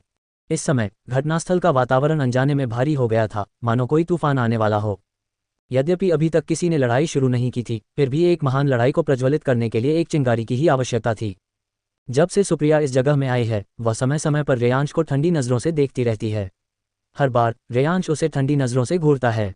मनीष तिवारी ने यह देखकर मुस्कुराया। उसने रेयांश की ओर देखा और कहा, हाँ, त्यानयु, अगर मैं गलत नहीं हूं तो इस बार तुम्हारे लिए यह आसान नहीं होगा। विस्मयादिबोधक चिन्ह, विस्मयादिबोधक चिन्ह। ये सुनकर रेयांश ने उदासीनता से कहा, छी, क्या वह कोई छोटी बच्ची नहीं है? उसे गंभीरता से लेने लायक बिल्कुल नहीं है। क्या ऐसा है? उस स्थिति में मैं एक अच्छे शो की उम्मीद करूंगा, मनीष तिवारी ने लापरवाही से कहा। फिर उसने आग भड़काने का निर्णय लिया। मैं इसे कैसे कहूं? मेरी राय में तुम सचमुच सुप्रिया को नहीं हरा सकते। उसके शब्दों से नारायण क्रोधित हो गई, जिसने सोचा कि उसके अलावा किसी से भी हारना ठीक है। प्रश्नवाचक चिन्ह। मुंह बेचैन, तुम्हारा क्या मतलब है? मनीष तिवारी ने हाथ हिलाकर कहा, सच में कुछ नहीं है। मैं तो बस अपने विचार व्यक्त कर रहा हूं। और हाँ, क्या तुम पहले भी उससे हार नहीं चुके हो? रेयांश का चेहरा ठंडा पड़ गया। यह एक ऐसा सच था जिसका वह खंडन नहीं कर सकता था, कम से कम तब तक नहीं जब तक वह उसे इस बार हराकर अपना सम्मान वापस नहीं पा लेता। पुनर्जन्म परी मूक दर्शक बनी रही। उसे पहले ही पता चल गया था कि मनीष तिवारी जानबूझकर रेयांश को चिढ़ा रहा था। कुछ ही क्षण बाद दरवाजा हिला, जिसने सबका ध्यान खींचा। पहली बहन। एक आवाज सुनाई दी और एक आकृति बिजली के एक छोटे से बोल्ट की तरह सुप्रिया की ओर दौड़ी। ओह, इस समय वहां उपस्थित सभी लोग अचंभित रह गए। यह एक छोटी लड़की क्यों है? पूर्वी महाद्वीप के लगभग सभी प्रतिभाशाली लोग इस सभा में शामिल हुए थे, लेकिन ये छोटी बच्ची तो बस 6 साल की थी। वह इस मुकाम तक कैसे पहुंची? सुप्रिया भी बहुत उलझन में थी। उसने अपनी तीसरी बहन का सिर सहलाया और हैरान होकर पूछा, तीसरी बहन, तुम इतनी जल्दी यहाँ कैसे पहुंच गईं? दूसरी बहन कहाँ है? ये सुनकर निधि घबरा गया। इधर उधर देखने के बाद उसने सुप्रिया के कान में फुसफुसाया, पहले बहन, मैंने अभी अभी दरवाजे पर पहरा दे रहे बुजुर्ग को पीटा है, इसीलिए मुझे इतनी जल्दी यहाँ भेज दिया गया। क्या ये काम करता है? यद्यपि निधि ने बहुत धीरे से बात की, फिर भी सभी ने उसे स्पष्ट रूप से सुना। क्या दिल से पूछताछ किसी इंसान की मानसिक स्थिति की परीक्षा नहीं होनी चाहिए?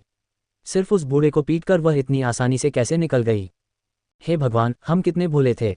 प्राचीन क्षेत्र के बाहर स्क्रीन पर नजर गड़ाए लोगों का एक समूह एक दूसरे को घूर रहा था।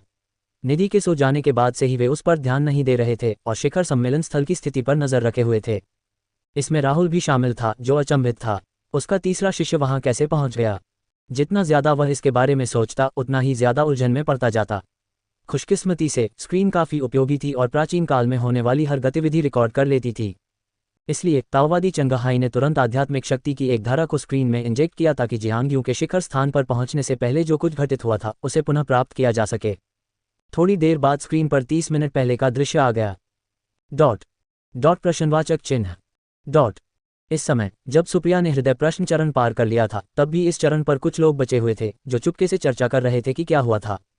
हे भगवान, राहुल का सबसे बड़ा शिष्य बहुत शक्तिशाली है। क्या आपने ध्यान दिया? सुप्रिया का संभावित स्कोर अब 79,000 से ज्यादा है। अगर उसने दूसरों के पहले कार्य करने का इंतजार न किया होता तो शायद उसे प्रथम स्थान भी मिल जाता। वह दरवाज़ा समेत स्पेस की ओर जाता है। मुझे आश्चर्य है कि क्या अंदर उस जगह को सक्रिय करने के लिए पर्याप्त लोग हैं। इस समय एक छोटी लड़की अचानक इस जगह पर प्रकट हुई और हर कोई चुप हो गया। ये छोटी बच्ची किस संप्रदाय की है? यहाँ क्यों है? जब निधि ने अपने आसपास का निरीक्षण करना शुरू किया तो हर कोई हैरान रह गया। दूसरी बहन कहाँ चली गई थी?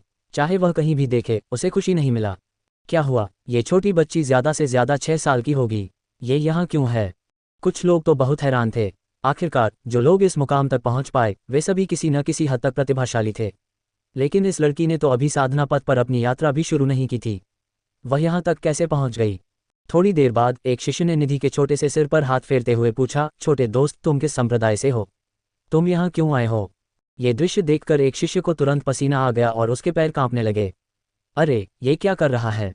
क्या ये बाघिन की पूंछ पर पैर रखना चाहता है? इस शिष्य का चेहरा पहले से ही पीला और शक्तिहीन था। आखिरकार वह उन चंद भाग्यशाली लोगों में से एक था जो पहले निधि के नरसंहार से बच गए थे। अब जब भी वह उसकी ओर देखता तो उसे भय की गहरी भावना घेर लेती। हमारे साथ बने रहने के लिए धन्यवाद।